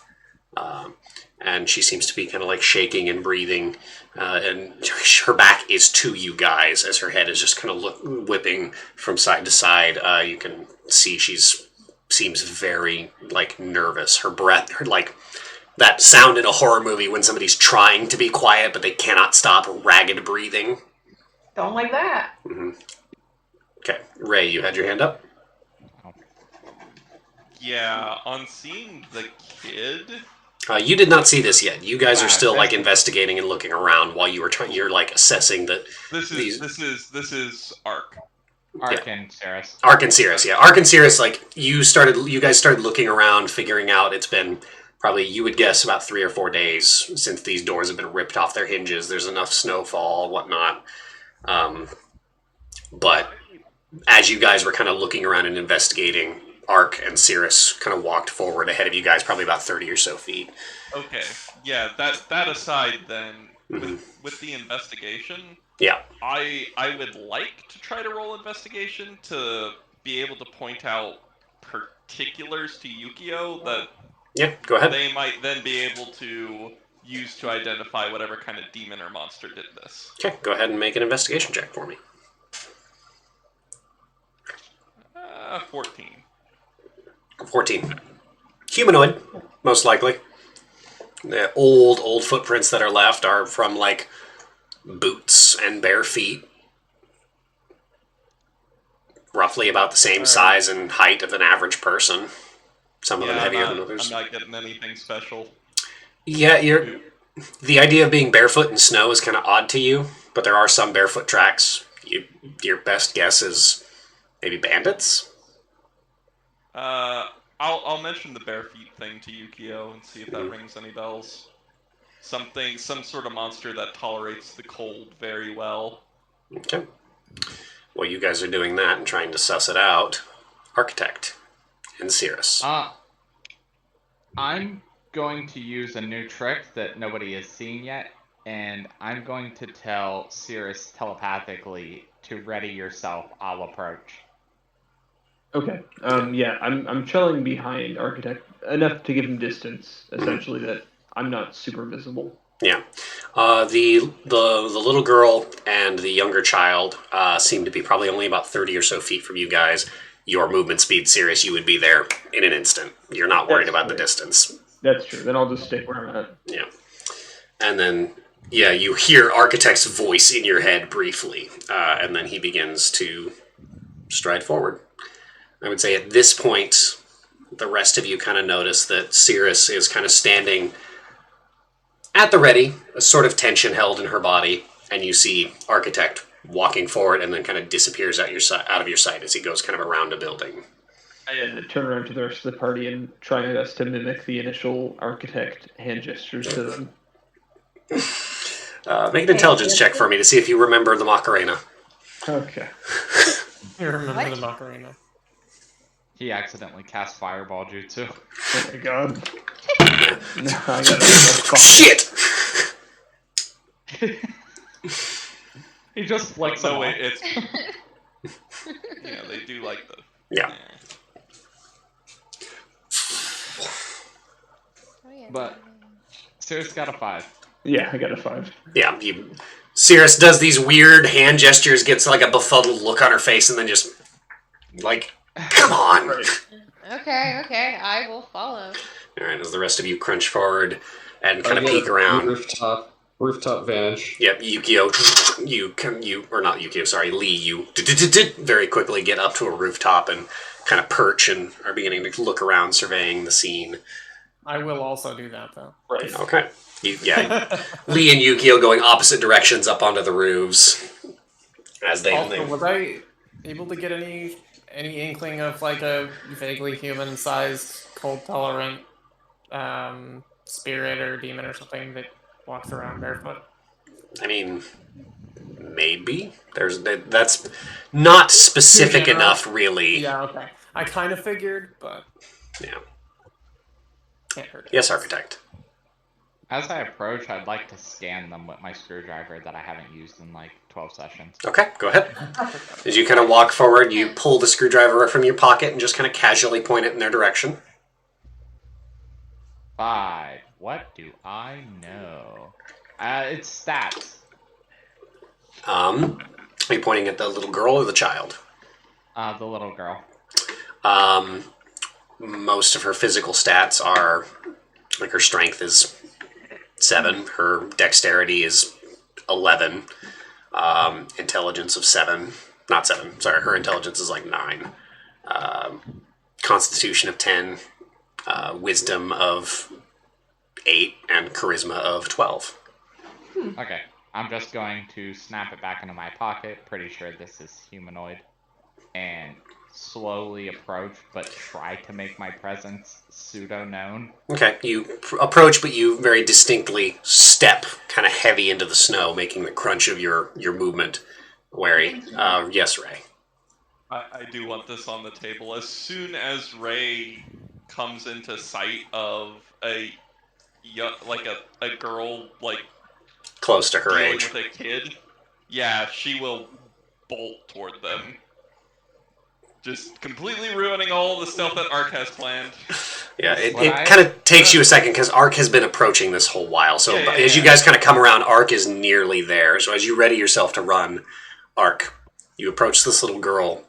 You hear some kind of movement behind you. Not worrying too much about it, but you make your presence known, and she turns and looks at you. And there's just utter fear in her eyes as she kind of like is wrapping one hand around the younger child's head, who's just is kind of like just shaking and has this like harrowed look on their face. She goes, "Why?" She's just whispering as like quietly as she can. "Why are you here? You should run." Ark will respond. Let's get you to safety, then we can talk about it. Ray, you begin running forward, trying to cross the distance because you see this young child, almost your own age, maybe just slightly younger. And as you do, all of you kind of at once hear this wretched, horrible sound ringing from all around you. This unearthly wailing in a chorus of voices. And pulling themselves out of the snow drifts, you see these. Let me get the description here.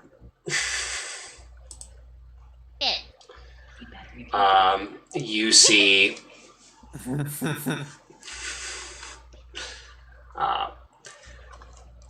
gray-skinned, what looks like people. Some of them patches of hair gone, their flesh gaunt, razor-sharp teeth, long, jagged claws, all beginning to crawl out of these snowdrifts, some of them coming out of the nearby houses. You see a large pack of ghouls, undead humanoids, begin making their way out, and you see them look over at the little girl and look at the rest of you, and they all begin to rush you. And I'd like everybody to roll initiative. Yeah, boys, we in business. When you say rush you, do you mean rush them or rush us? Rush you guys. Everybody? I'm not with the party. Party's only like 30 feet behind you. That's a mile away in arc years. Yeah. So, let me get y'all onto the battlefield. Sweet, 17. That's not terrible. Okay. 10. So, Wow, I rolled a 1 for initiative. Congratulations, me. Thanks, D&D Beyond. so you guys are kind of Fucking slow boy over here, like, hot fucking damn. Unsure of the snow. So Lee and Yukio, you guys are up here. So obviously you're here. Ray, you are here. Sirius, you're here. You're trying to run on the ice. Yeah. That just keeps falling. Ark, you are there.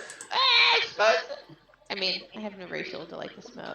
It's just a, you know. I will use a simple token for the children, if I can find one. The children. The children. Is Architect allowed that close to children? Yeah. No. Ark has done a lot of weird things, but never shown any kind of diddler interest. Yeah, he's safe in that sense. And That's maybe not only that the sense. reason that Ark isn't allowed near children. Ark Yeah. isn't allowed near children because he'll give them a fucking cherry bomb to blow their That- fingers yeah. off. That's what I was thinking. Like, he's a Again, danger to the children because. Again, there's only been one person that has exploded anyone, and it wasn't Ark. That's entirely true. The worst Ark has tried to do to date is waterboard a man with mayonnaise, and his esophagus got boomed. His esophagus got boomed. Yeah, nothing to do with me. 911? Imploded. Please. Not exploded, imploded. Tomato, potato. Cicada cicada. I would probably say Parade. purposely murdering somebody is the worst thing Davis has done, but maybe I mean, that's not Zavis, that you've bad. killed quite a few people, so I've killed a lot of people. yeah, you sleep pretty well at But night about it, but At least I didn't kill somebody with mayonnaise. I Yet. didn't get to. they caused his esophagus to enter a different dimension. The Shadow Realm. Like that. I Fucking sent that Specifically bitch for to the Shadow Realm of esophagi. May. Esophagi? And I'm What is the pretty plural sure of esophagus? I don't think this has ever come up before. Mint, And you have the biology degree, explain. oh my god, so many No. zombies. And the other person I attempted to do something to, I'm pretty sure you guys stomped to death. So I have so far not to got to do anything bad. I would say Zavis has stomped somebody to death, not gonna lie. The spider demon thing. I didn't stomp. I didn't. Alright. stomp. That was Yukio. We had him pinned, and all of a sudden you guys just start fucking Ark, what's your initiative? Yeah, cause fuck him. To be I was, fair, I was 17. Okay. Cirrus, what's your initiative? 10. Very nice. So I told Cirrus to ready himself. Did he not ready himself? She. Here. Gee. Ray. 16, I think. Let me double check. Yeah, 16. Alright. Ray, what's your dexterity? May, what's your dexterity? 14. 16. Alright, so Ray's gonna go ahead of you. Whenever we organize that. And Zavis, you got a 1? Zavis I hope that's the top only of one I get. initiative. Okay. Kids are gonna get pretty decent initiative. Alright. And then we will put one of these, because they will just all go at once, because I'm not about to try and do that. Sorry. Zombie. Zombie. Okay. I like that song. Me too. Alright. Ray will go before May. Okay. Top of the order, Yukio. You see 1.5 dozen, 24 ghouls just pull themselves out of the snow in the buildings and all shriek at the lot of you and begin making their way your direction. Well, I don't dig that. Woo! I didn't mention pulling my weapon out. I'm assuming I don't have it. Is that a correct assumption? I will say for the purposes of this, you have your weapon out. I figure if you make your way up onto a rooftop, you just kind of instinctively pull it out. Probably preparing for something. That's fair enough. So that's cool because that saves me a turn. But what I'm actually gonna do is use True Seeing and make sure there's no weird stuff going on with the kids. And that this isn't Kids some seem sort of totally elaborate normal. bait trap. As you take an action to cast True Seeing, Yep. They're And just then you look and the kids seem regular. You don't see nothing is out of place. Nothing changes as you look around. cool. That's my preferred outcome. All right. And then I'm going to make my way. Measure this. Speed, 40 feet. I come over and say hi to Lee. Okay. But not actually say hi. Probably just You over here. And then I'm going to Eldritch Blast some dudes. well, True Seeing was an action. Isn't Eldritch Blast a bonus action? Am No. I wrong about that? Eldritch Oh, Blast it's is an bonus- action. bonus action. I am a fool. Wasn't it a bonus at one point though? Because I No. thought it was. No. It has never been. Weird. I don't know why I thought it was. It's okay. I It's thought been a it minute was since we played. Totally thought it was. No. Well, okay. yeah. Maybe you're getting callbacks to your Shadow Sorcerer who could quicken Eldritch Blast to cast it as a bonus action. I thought that was Warlock's thing though. Was be able to do that. Yeah, you can do it as an action. It's an extremely powerful cantrip. Bummer. Okay. X That's is what it a was. It's a cantrip. That's what it was. Yeah, but Hex in this fight is going to be pointless. Fair. So as you It's gonna move, be my bonus action every single turn, assuming I even kill a thing. Yeah. So yeah, I guess I'll just come over here and hang out. all I right. can't do anything else with my bonus action. Cool. Just verify that. Moving on, Lee, it is now your turn. As you see all these ghouls pull themselves out of the ground, out of the snow, and begin making their way towards you. Okie dokie. just a few questions. Is it just like daylight everywhere, no shadows? It's late evening, a lot, or not late evening, but it's evening, so there are shadows, kind of like where you see, all this darker area. We will call that shadowed. Okay. For the purposes of this, as the evening sun is casting long shadows. So any of those areas that you're in, you could jump around to, but any of the clear white snow, you could not. Okay. And then, so I'm on a roof here. Is this like, is this also roof? Like, or wall, or? That is, I would say that is rooftop. Okay. And then last question, is this ghoul on the roof or It's like below? pulling itself out of a window, kind of onto a. It's like a second story of a building, and then there's like a little like awning or something that it's like pulling itself onto, and then it would be like jumping down to the ground. Jumping down, okay. Alright. Excellent.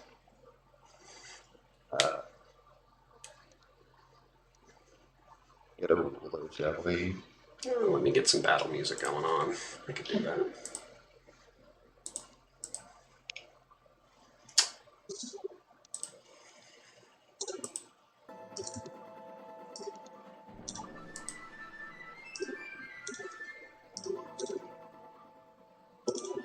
I put up way too loud.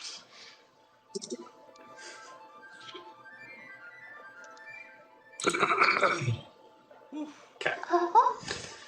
As you make your way up and over the top of that ghoul as it looks up at you, as you kind of over the rooftop at it, or kind of over the top of it. Yeah, so I'm gonna toss one of my fancy new magic darts All right. at this guy. As you- Not act. Sorry, was I saying something? No, just making sound effects.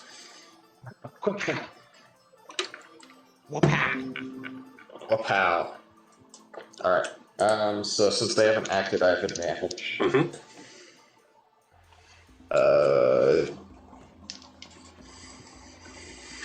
Well, 29 to hit. Yeah, that more than hits. Nice. And then a natural 20. I guess I should roll the damage first, but... Oh. I have not prepared myself and gotten out a d4. Although, you said that the darts are monk weapons? Yeah, darts are monk weapon. For the purposes of this, even if they wouldn't normally be, they're monk weapons.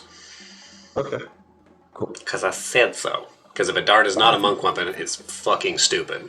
Because a dart should be a monk weapon. True. That is an oversight by the designers. I'm calling you out.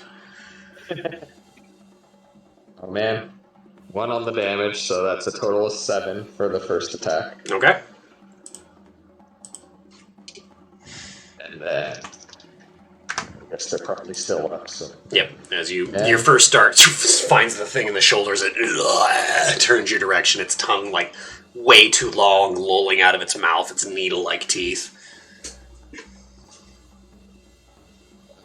And then a 13 for the crit. 7 and 13. Yep. All right.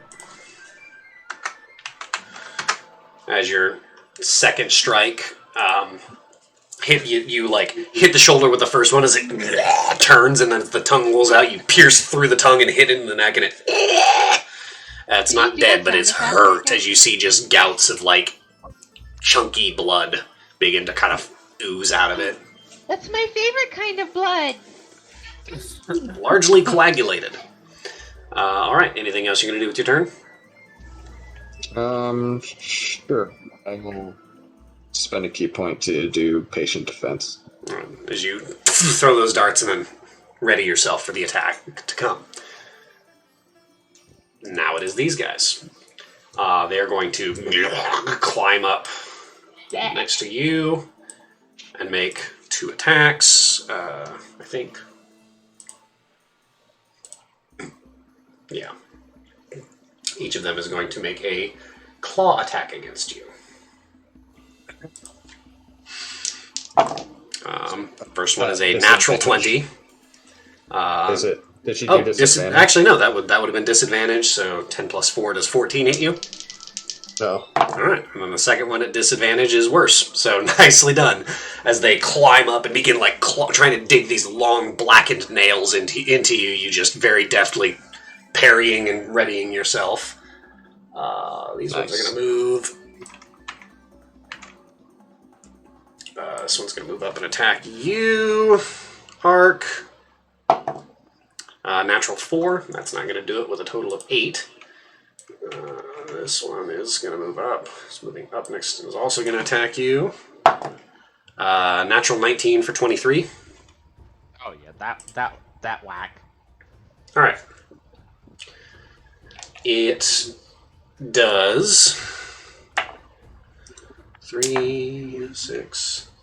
Does 8 points of slashing damage, and I need you to make a Constitution saving throw.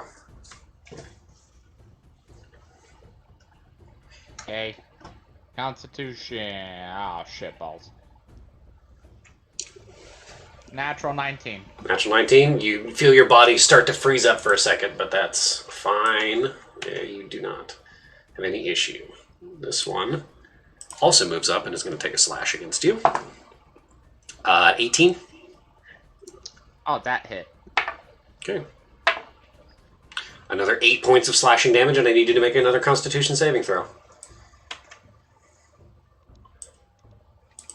Another nat 19. All right, you are okay. Fourth one moves in. Natural 9 for a total of 13. It does not hit. Okay. All right, this one moves up this way. Can only move 30 feet.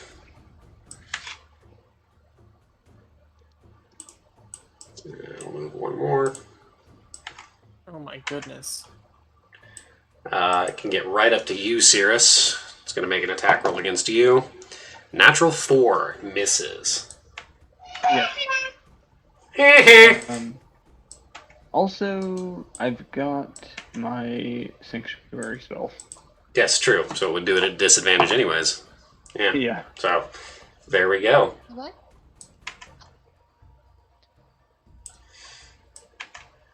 All right. Real quick before moving on, I forgot to add sneak attack, so that ghoul that I attacked took a total of 29 damage. Okay, that ghoul is then dead. Okay. Which he didn't hit you anyways, so it's inconsequential. Right. But thank you for keeping on top of it. This one kind of jumps out the window and makes it to about here or so. And then that's their turn. Architect. You are surrounded as these ghouls seem to be pointedly ignoring the little girl and the small child, the infant, and are just rushing you. They've just all come and are just clawing and slashing at you. So, something that I don't know how that would have worked, but Ark would have been using himself to try to defend the little girls.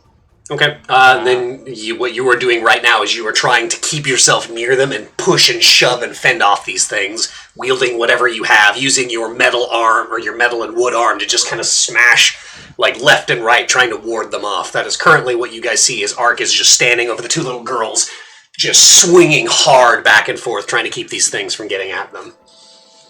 I'm going in a very endearing moment. I'm going to whip out my bag of holding and try to yell/force them in, or the girls into the bag. Okay. We'll kidnap a child before the end. Make a dexterity check for me, because trying to pull that out in the heat of the moment and wrap these children up in a bag, which, I mean, they're scared shitless. They're just sitting there. 14, I'm gonna flash it to 19. 19, yes, you're just using all of your focus.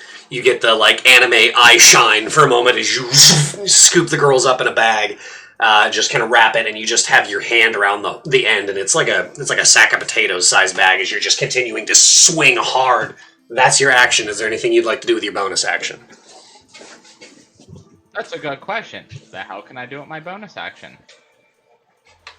You snapped with your action. Bloodborne-ness, Bagman.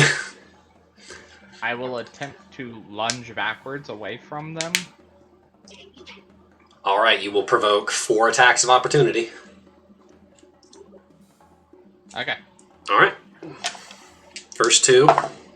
I made this decision. I can't back out of First it. 2 miss. You sure can. Second 2, does a 15 hit you? Yep. Alright, 1 of the 4 attacks hits. So you take 5 more points of slashing damage, and I need you to make another Constitution saving throw.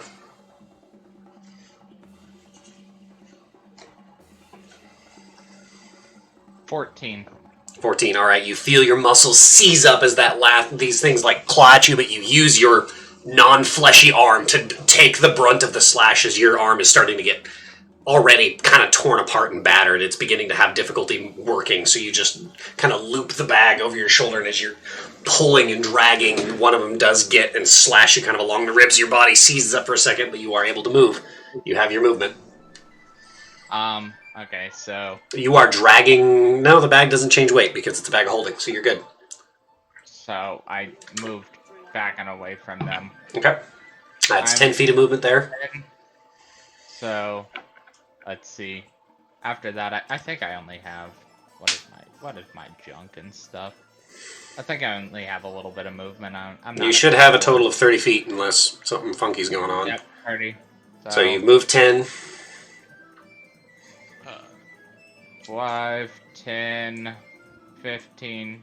Yep, you could 20. squeeze your way back in behind Ray and in between kind of Ray and Cirrus there. Can I move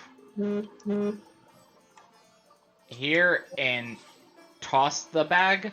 No, unfortunately not. That's not your bonus action's not going to be enough to do that. The only thing you could do is like drop it at your feet. Okay. Okay. Then I will hold on to it. All right, and that's the end of your turn. Yep. All right, Ray, it is now your turn. We'll see. Ray will Little girl. bonus action. So the girl, the girls are okay. Yep. Good. Ray will bonus action shift. Okay. Roaring as she does so. Just feral shriek. She should be able to move, about 15 feet to here. Okay. As Ray just sprints forward. Yep. And then she can thread the needle down 5, 10, 15 more. Mm-hmm. And then she's got 10 feet of movement left. Okay. So she'll be able to do... Oh, wait, I think I should be here. Okay. I had this all plotted out. I saw you measuring. If I'm wrong, somebody correct me. I saw you measuring. 1, 2. And that's 40 feet of movement. That's everything she's got. Mm-hmm. And then gravity fissure. A 100-foot line. She's just going to take out the black pearl and slam it into the ground. Giant fissure of gravitational energy. Just the entire world warps around a line 100 feet long, starting from her and going straight up through everything. It almost looks like she winds up for a baseball throw, and as she does, you see, as she gets about partway through, she brings the pearl straight down, and it seems to kind of, as she does, it passes kind of right in front of her face, and then there's a long, thin, almost imperceptible gray line that shoots straight out from her.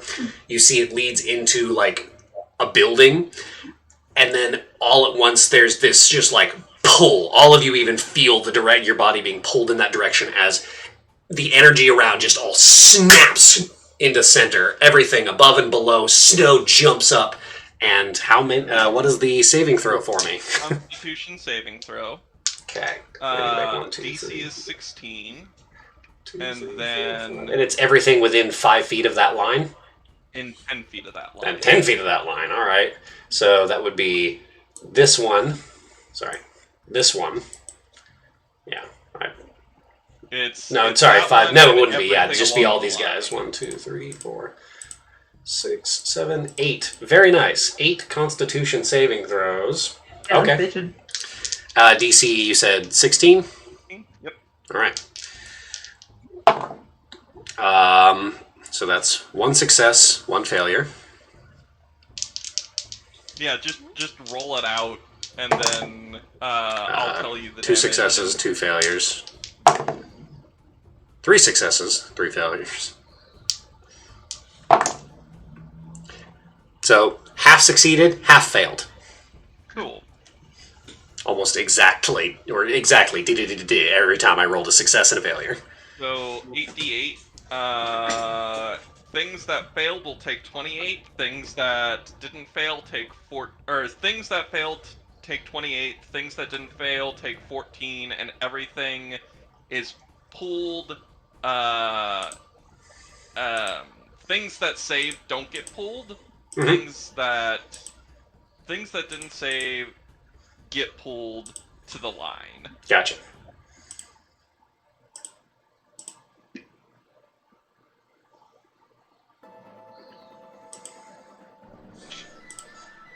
As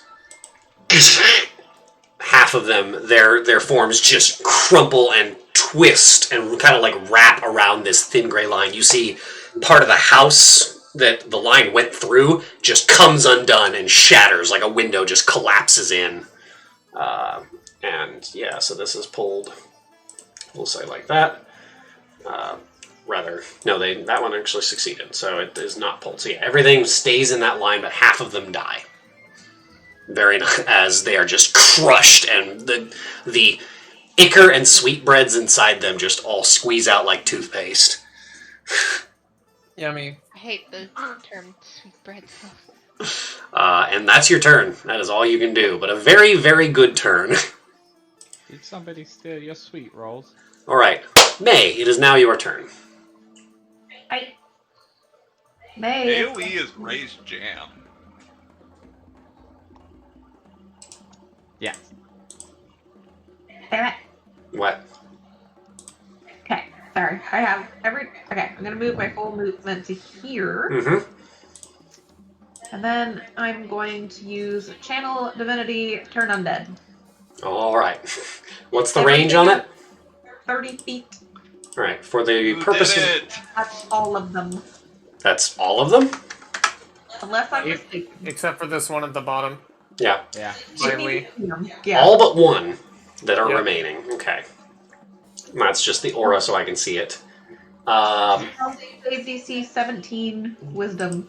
I feel Wisdom like they're gonna 17. obliterate them all And here. then, as a note, because of my kind of cleric, where'd it go? 1 Mhm. second, sorry.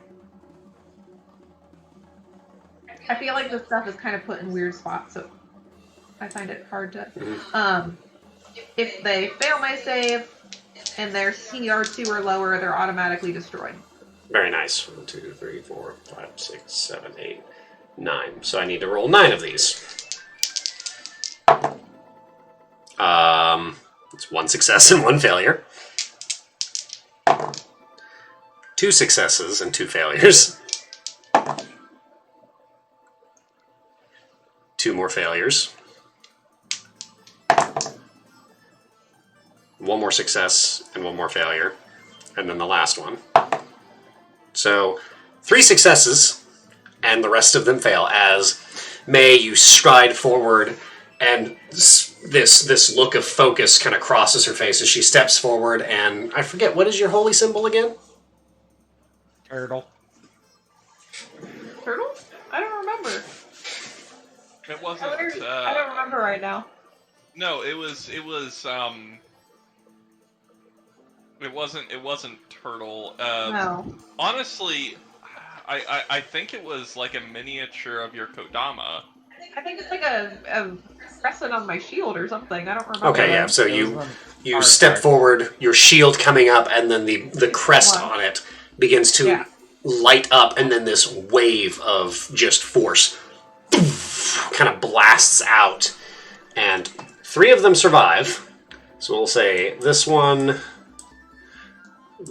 this one, and this one survive. The rest of them, sorry, are they just their skin turns to gray ash as they just kind of turn to dust where they stand.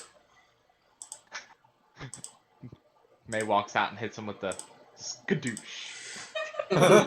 Pretty much.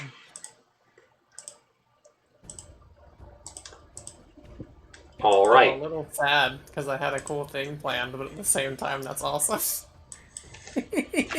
Just casually walk up. Yeah, just this wave just turns most of the remaining ones to ash as the other ones like bring their hands up to guard themselves and then just in your direction, furious. And now they can't move closer to me. Yep. 3 of them got their Oh, you sunglasses could on. eat undead buffet for the cleric. You know, I think. Is that your turn? You know what? Fuck it. I'm gonna use my bonus action to just use hidden step to just Turn invisible. turn invisible. May does that, sees them all turn to ash, beams very proudly, and then disappears. Although Yukio, you can still see her. Yeah, just gone. All right. It is now the children in the bag. They breathe, hyperventilating. They have that much less air. I was about to say, like, there's Serious. not limitless air in the fucking bag of holding. No, I Oh mean, my God. they might survive for an hour. It's been It's like got- 35 seconds. Yeah, It's got plenty of air. yeah, it's got enough air for this. There's there are rules for how much air a bag Yeah. of holding has. Yeah. Yeah. Not unlimited, unfortunately. Yeah. All right, Cirrus, it is now your turn. Alrighty. So we've got someone here and someone here and here. Yep, those are the and then one here. So there are only 4 remaining. Gotcha. Okay. There's 10 5 minutes of minutes. air in the bag of holding. Oh, wait. Oh, yeah, per person. There's 5 of them. No, 5 it's 10 minutes divided by the number of creatures, so Gotcha. 5 minutes. 5 minutes of air.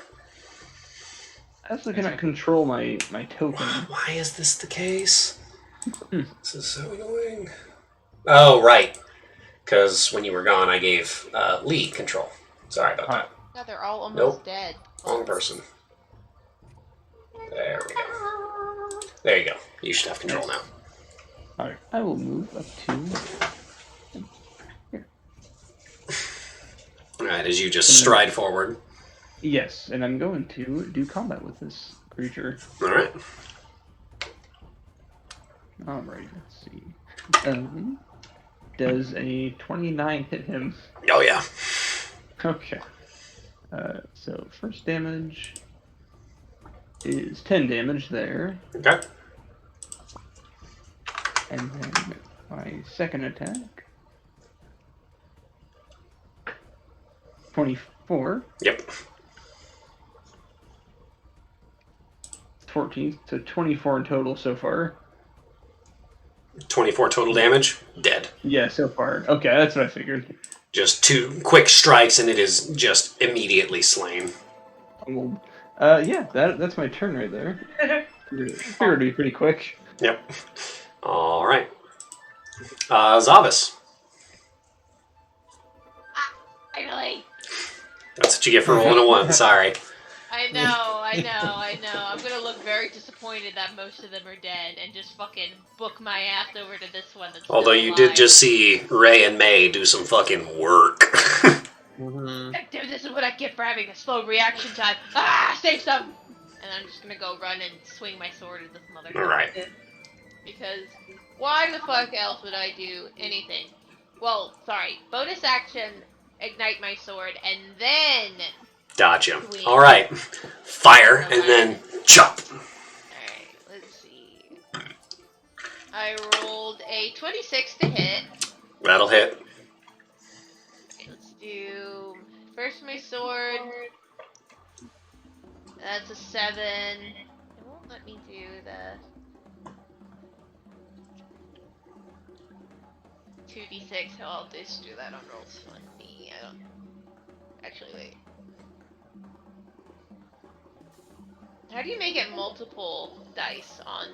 Just D&D slash R. On D&D Beyond? I don't know. Yeah. There's a button in the bottom left that lets you do like custom dice rolls. You can Just click also on it and then you click it multiple times, and it'll add more dice to Your it. flaming sword, you should be able to just click on the damage for your weapon if it's equipped, and then it. Yeah, it is, but it's not like showing up right. It just has the weapon damage itself. Weird. Because I guess it has to be. Yeah. You have it equipped and attuned? Yeah, I do. Very odd. Yeah, it's just doing the longsword, not the fact that it was ignited. I'm just gonna roll 2. Yeah. Okay, did roll 2. That's cool. So that's 7 fire damage, and then I always get that nice smite. Sorry, I have just fucking cats everywhere. There's so much booty on your screen all the I time. know. It's because they're hungry. I gotta do 1d8 of radiant. So the smite is an additional 7 radiant damage. And what was your base weapon damage? Base weapon damage? What was your damage in total? Because I missed the first chunk. Oh, no, you're fine. Okay, so I literally rolled only 7. 7 from the sword, 7 from the fire, 7 from the radiant. Alright. 51. Your first strike, carving into the creature, seems to wound it heavily, but it is still standing. Alright, well, I'll just turn my sword back around and take another hit at this bad boy.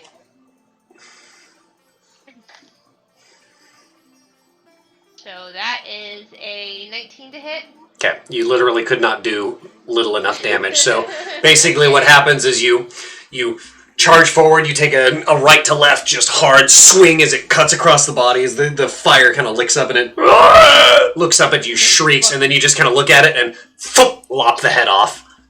Fucking anime. I just want Zavas to be anime as fuck. Mm-hmm. Alright. And that's your turn. Yeah, that's my turn, Paladins. Yukio. Well, considering everybody else did all the work, I'm gonna do the less cool thing. I'm just gonna Genji this guy and throw out some shurikens. Shadow shurikens. This guy here. Because I get 3 of them, so just... Yeah. And judging by how much damage they've been taking... You're basically playing Genji. Yeah, actually, Pretty much. they have taken some damage, right? Yes. And I have to decide on my targets for my blasts. Yes, you have to decide on your targets before you make any attacks. So how many go to whom? Yeah, we'll just do all 3 at that guy. We'll leave the other one for Lee. Okay. So that's an 18 for a 26, Mm-hmm. a nat 1, and another 18 Alright, both hit. for another 26. So 2 Two of the 3. Bad. It's better than my Genji aim. That's... Well, Same. I can't see it with Discord notifications. 8 damage. Not too much, unfortunately. Hopefully enough. For both strikes? Yeah, 8 total. 8. Alright, that's just enough. As Yes. your fan of shuriken, or your go, and it gets hit, manages to dodge the second one, but that third one you threw out just cuts, and it kind of hits it right above the collarbone and shoots through it, and it drops. I'll just casually step off the roof. Yeah, as you casually step off the roof and kind of land with a slight snow spray right up as Cirrus kind of like turns and sees you. God, everyone anime as fuck. I want to share my plan that I was going to do when we're done, because it was extremely anime. Alright, Lee, it's now your turn. Alright, I'm gonna shiv this ghoul with dagger. Okay, as you pulling a blade. So, 2 attacks. One of them might not hit, we'll see. I find my attack bonus. So the 15. 15 hits. Okay, 22, so both hit. Yep. Before the end of my turn, I want to pat me on the back. Since I can still see her. Yep. I just giggle from the silence of it. Silence. You just hear a giggle from nowhere. 17 damage from 2 shivs. Yep. Nice. And then I will spend a key point to do flurry of blows. All right. As you moving forward, just quick stabs with the knife as you stab and cut, and it's just trying to fend you off. Yep, and then 23 and a 19. 23-19, 23-19, yeah. Yeah. That hit. Those both hit. Little Monsters Inc. for you.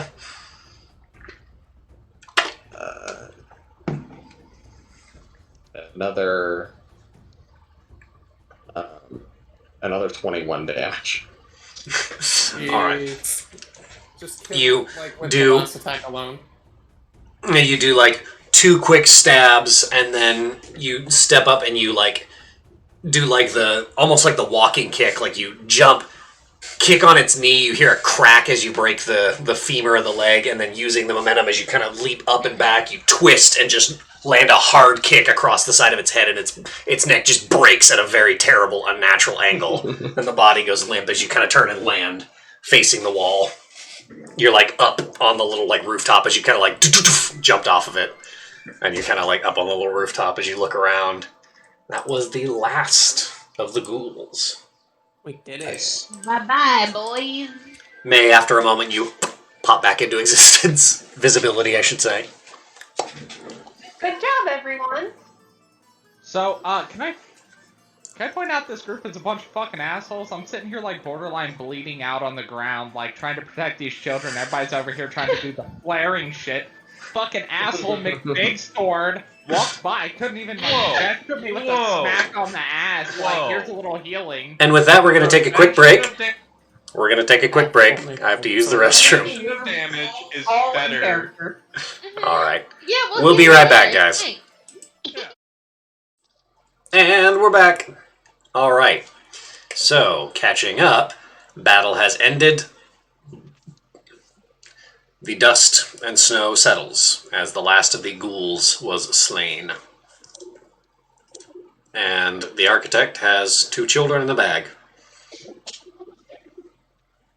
Add context to that, please. No. No. The 2 children you protected are still in the bag of holding at the moment, although they have more than enough air if you want to get them out in the next couple minutes.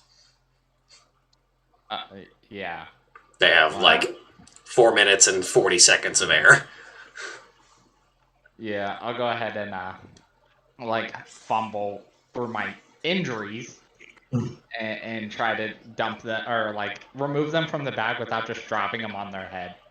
Yeah, you kind of reach in the bag and kind of grab the scruff of the collar of the little girl and kind of like pull her out and gently kind of place her on the ground as she's just wrapped around this 4-year-old child. She is shivering and terrified. Zavis, do you sense anything else? What happened? Zavis. I was asking Zavis if he sensed anything else. I can go ahead and use a divine sense to see if I feel anything else lurking around.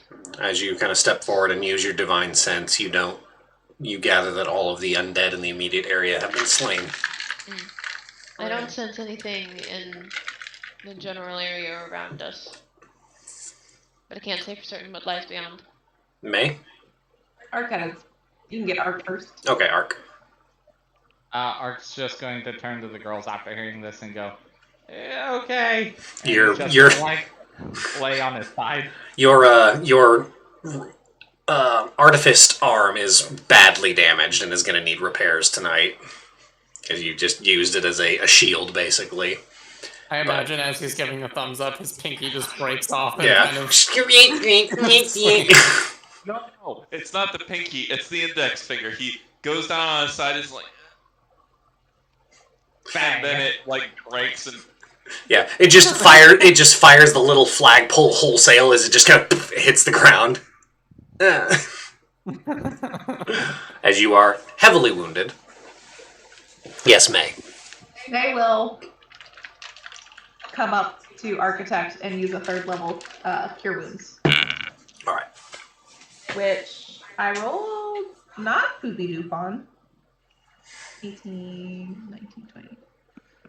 23 healing. Okay, you regain 23 hit points. And your immediate wounds close. Plus 23. If nobody else says anything to the girls, Yukio will walk around the corner and say, "It's safe now. You don't need to worry."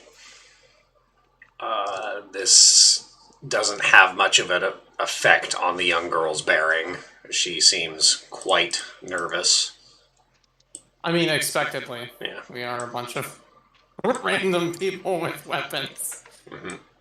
But And they likely watched their whole family die. Yes, Ray? Oh, May, you should talk to him. You have something in common.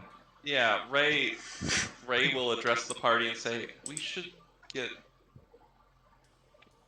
She'll first ask the girls, "Are there any others? Survivors?" The little girl, kind of shivering and looking around, goes, No. Ray sort of nods and says, "Let's get them out of here," and just gestures to get the fuck out of town. Yes, Ark? Ark will sit up now that May has almost completely healed him. And put one of his many cloaks around them. Okay.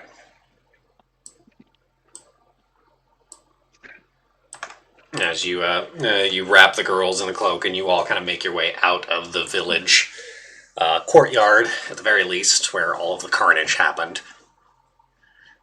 And I imagine, Ray, you're probably going to go outside the city walls, or the town walls at this point. It's not, there's not even walled, it's just a small village, but...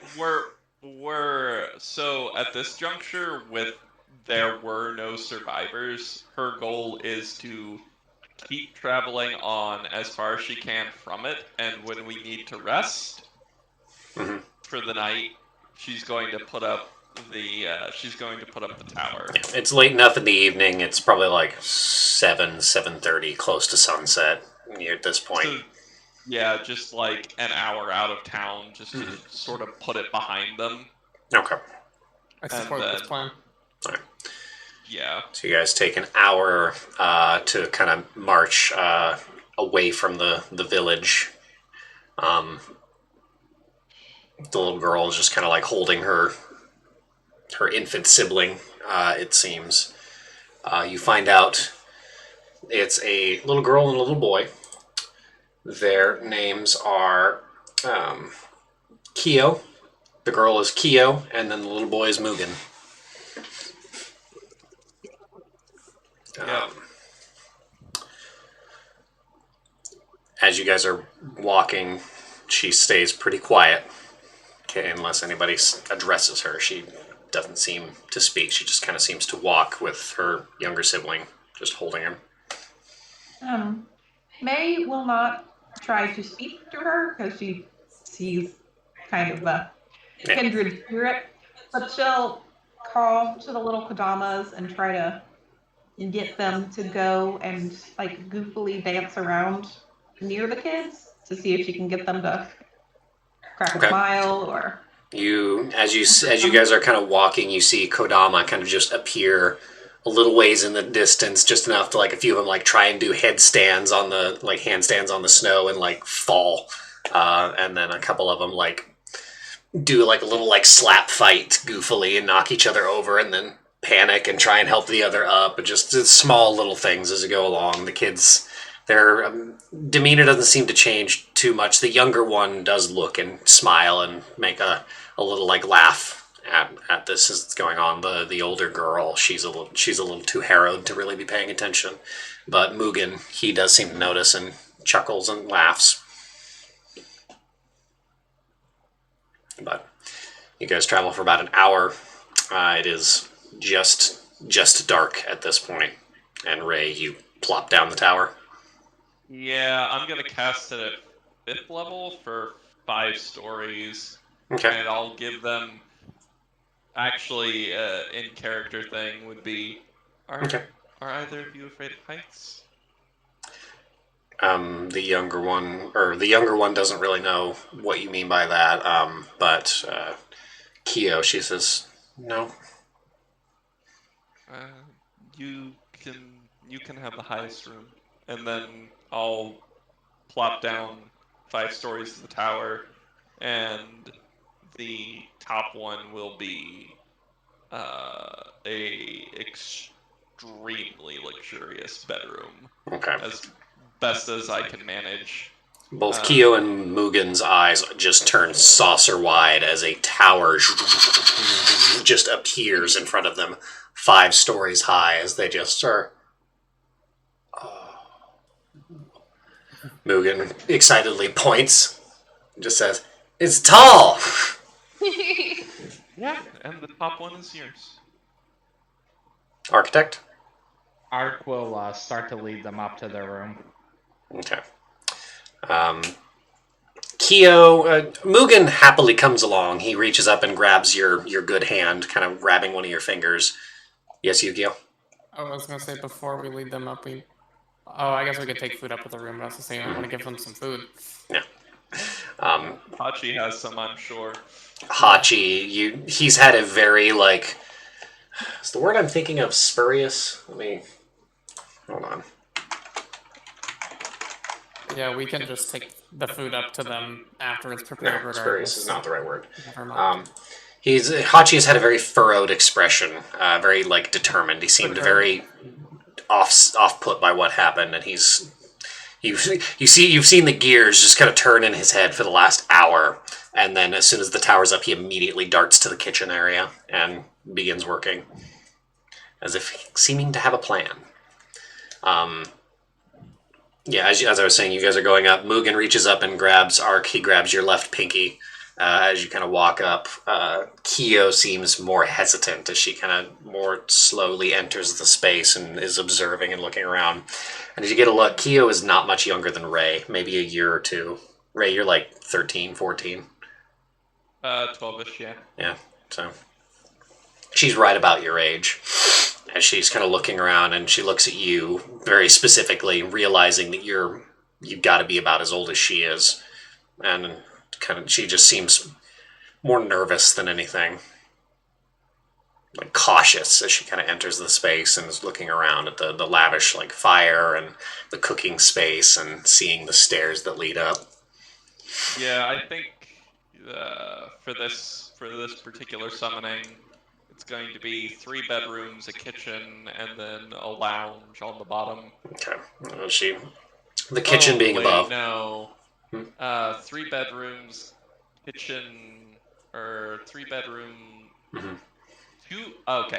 2 bedrooms, one for them, one for the party. Mm-hmm. Kitchen space, lounge, and then a bath. Okay. As she observes the space and eventually does make her way over to the stairs, Architect, you and Mugen kind of make your way up, and you help Mugen climb the stairs. He's slow because he's 4. You just gently take him up eventually to the top, and then you guys pass through a well-appointed bedroom into a lavishly appointed bedroom. At the top area, and there are just 2 comfortable beds, several different pillows, and things like that all around. Even a small box of toys in the corner of just very, very like simple shapes and whatnot. Mugen immediately goes over to start playing with them. Kyo, as you guys have kind of all are around, she goes, "You killed them all?" Ark will respond with, yes, our holy warrior, he says, trying his hardest not to roll his eyes, could not detect any more in the area. Bold of you to assume holy. I'm saying it not to terrify the children. If I say our bloodthirsty maniac... She just kind of shrivels a little bit at that kind of exchange back and forth and goes, "If it's okay, I'd kind of like to take a bath." Ray will show her down to the. Okay. Yeah. As the evening goes on, the smells of cooking get excellent as Hachi is putting out all the stops. Where he seems to be working very furiously to prepare a good meal for everybody tonight. Harder even than he normally. He takes pride in his work, but tonight he's pulling out all the stops. As a very, very delicious multi-course meal is presented to you guys. After Kyo has taken time to bathe and kind of warm herself up, she bathes Mugen as well. And the two of them kind of wrap themselves thickly in towels. You all are sitting down and able to eat. She is just scarfing food. The two of them are eating like they haven't eaten in days. Because they haven't. Yeah. Well, Go ahead. I guess while they were bathing, Lee would have addressed the party and asked, so are we gonna ask them what happened? Well, probably in the We morning. have time. I say let them sleep, and then maybe tomorrow? They could probably use some rest away from fear of, fools and whatever befell the rest.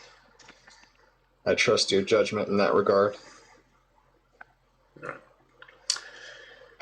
So a fine meal is had after the bathing. There's a few rounds. Hachi is taking extra pains to try and entertain the two younger children. He begins telling stories, embellished versions of your guys' adventures as of late, as well as a few folk tales. He is specifically telling stories of heroism and goodness and feel-good things, very much avoiding anything spooky or, nerve-wracking, anything like that. And after a while, even Kyo begins to, smile and laugh as she kind of seems to be warming up. Evening is properly done. Everybody beds down. And the night seems to pass without incident. In the morning, those of you that wake to find that even the earliest risers of you are not up before Kyo. She is up and is down, beginning to actually make breakfast. It's simple fare. She's 12, but she knows how to boil rice and she knows how to cook eggs. Yes, Ark. Ark would have slept in a guard stance outside of their room door, Yeah. showing oddly parental, fatherly, Yeah, very, very paternal and protective. yeah, he would have slept in a guard post outside of their room. You basically have you slept curled up, kind of hugging your knees next to the door. She somehow slipped. She's very quietly slipped past you in the morning. But Ray, the party's using all one bedroom tonight, so yeah, and it's right below below them.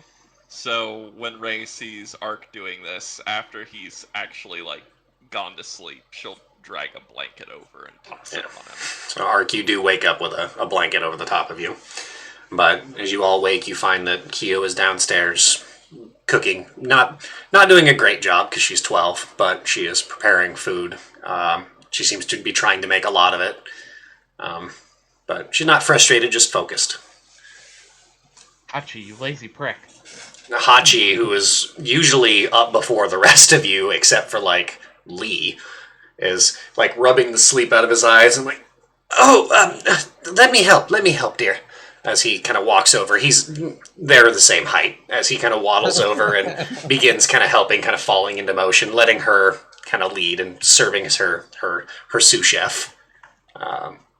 He very quickly starts chopping vegetables and prepping things and whatnot. Ray is gonna ask her if she slept at all. I slept a little bit, not a lot.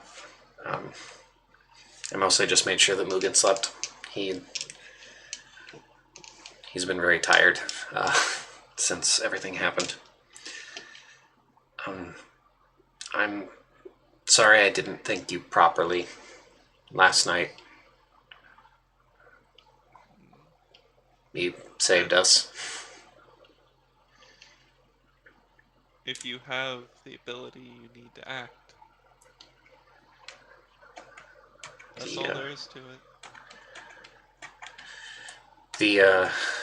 I don't know what they were. The monsters. Would it help you to understand them better, or do you want to forget? It's fine. They showed up about 5 days ago. They attacked us in the night. They killed everybody. They ate. And then she kind of like looks sick for a second and moves on from that. They kept me and Mugen alive. They told us so that if we tried to run, they'd kill us. And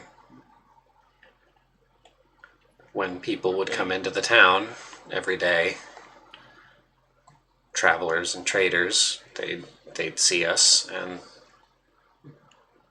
then the creatures would attack. The monsters would attack, and that went on for 3 days, and then you showed up. You were bait. They bit off more than they could chew with us. You did the right thing.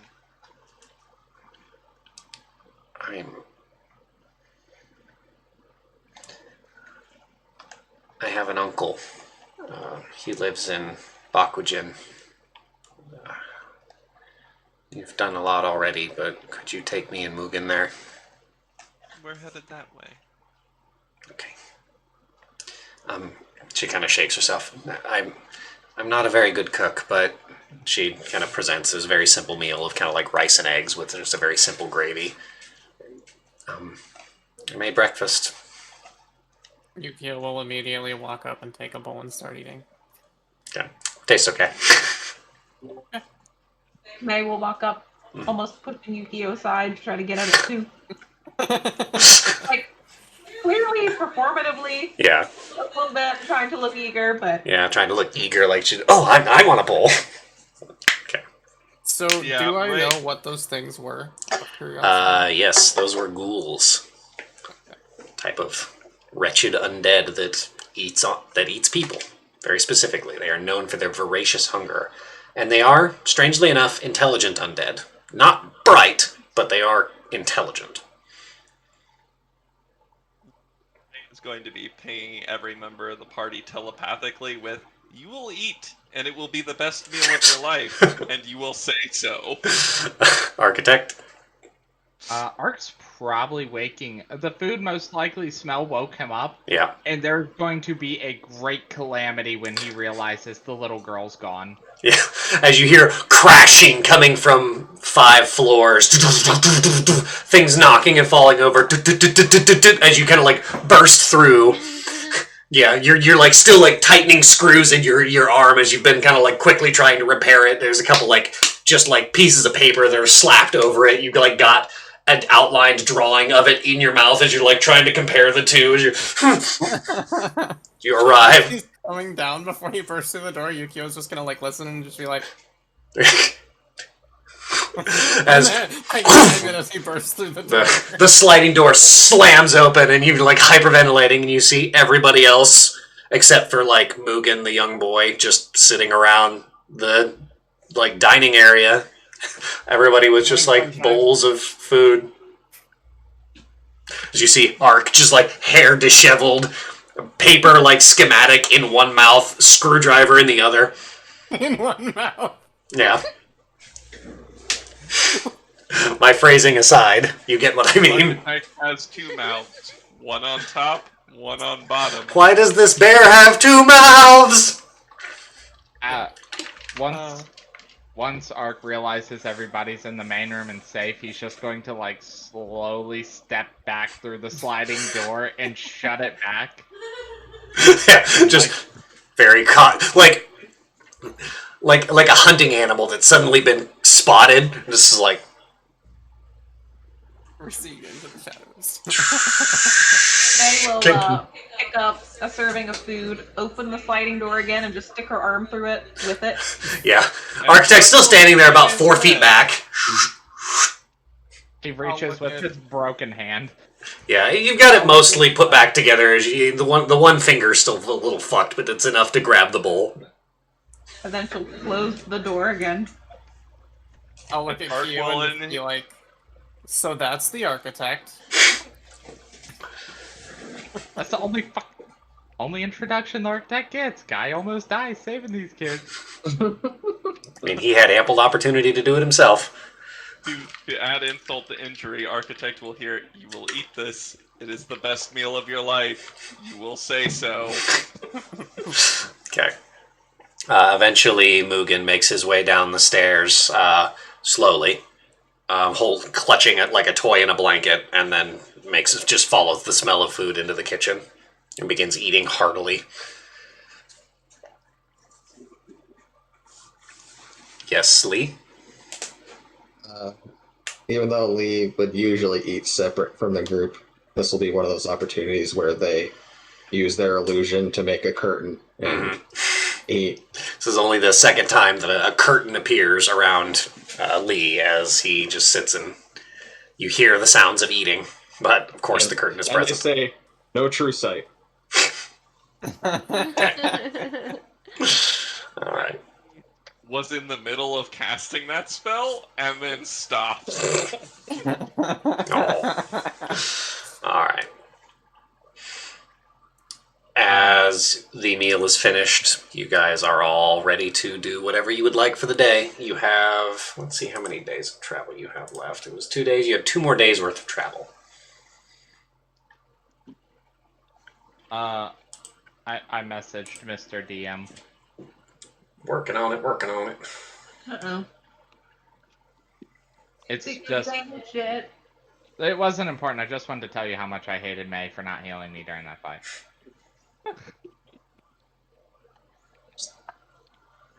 Can't you heal yourself? Just saying.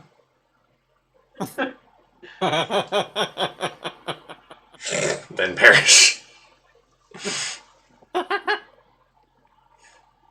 I'm sad that it ends so soon. I want to see it finish collapsing in on itself. I know.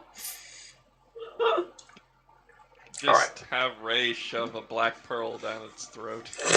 True. Poor Bamble. Yeah.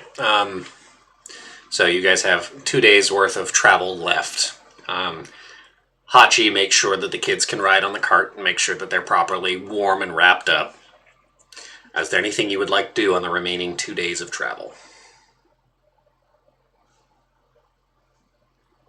I'm gonna whittle. Okay. Just go whittle.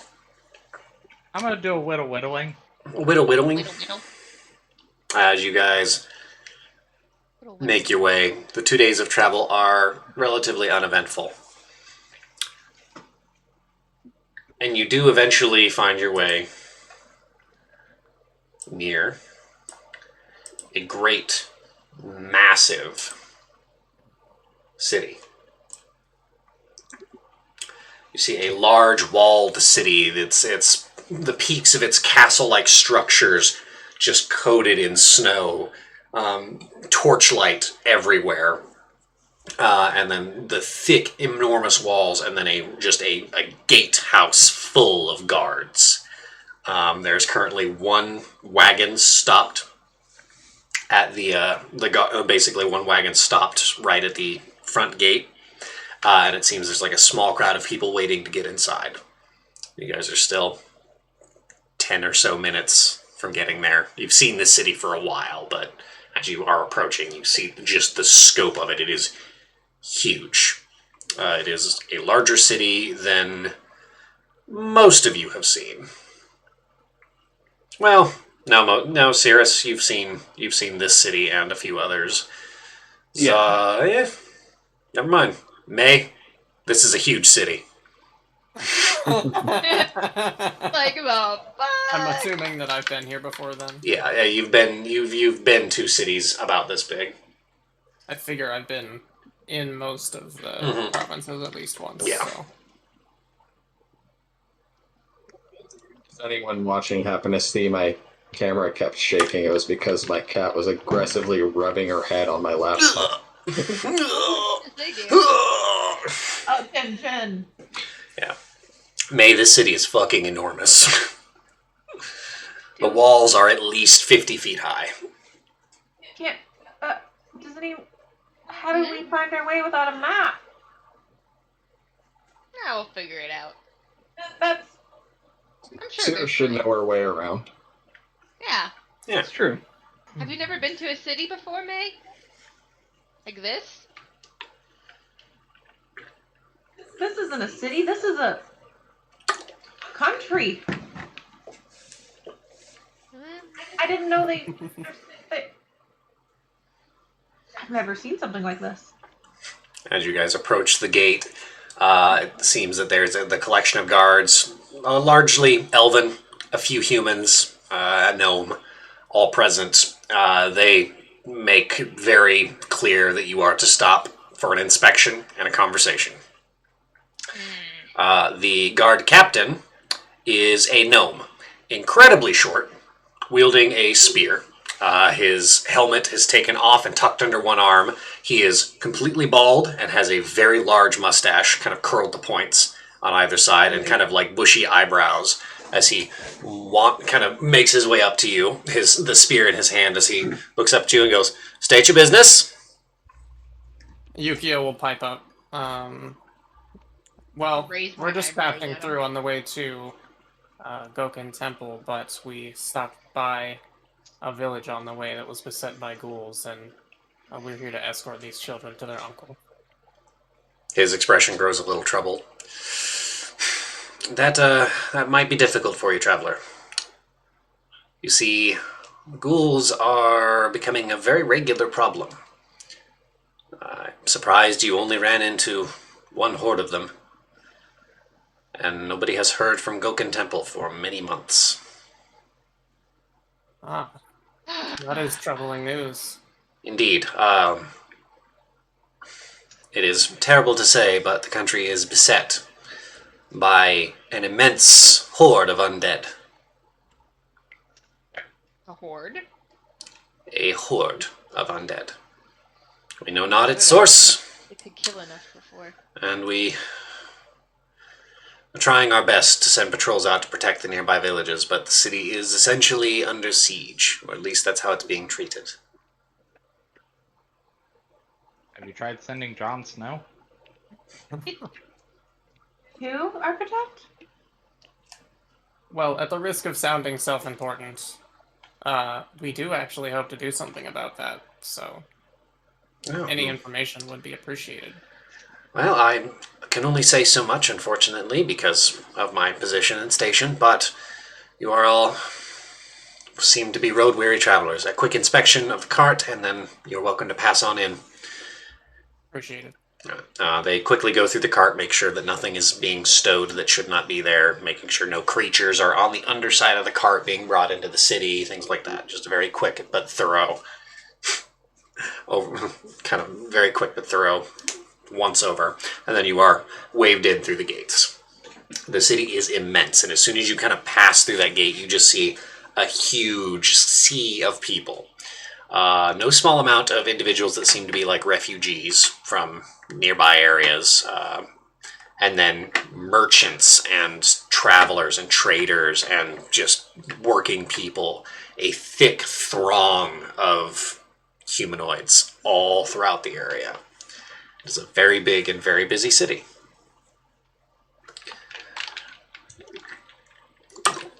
Architect. As we pass through the gate, I'm gonna roll backwards, like hopping off the back of the cart, and talk to the gnome. All right. Because Oh, boy. gnome body knows how to talk to people but me. Nobody knows. No, he's simply going to like catch his attention from a safe distance, like you're trying to flag down a cop without getting shot. And once he gets his attention, he's simply gonna ask, how much How much do you soldiers pay for those daggers? I'm assuming soldiers tend to carry some sort of like small sidearm blade. Yes, and he kind of looks at the dagger blade kind of tucked into his belt. Most of us have them issued as part of joining up for the military, but you could probably find one for 10 gold or so. Around anywhere, really. There are several very good quality smiths in town.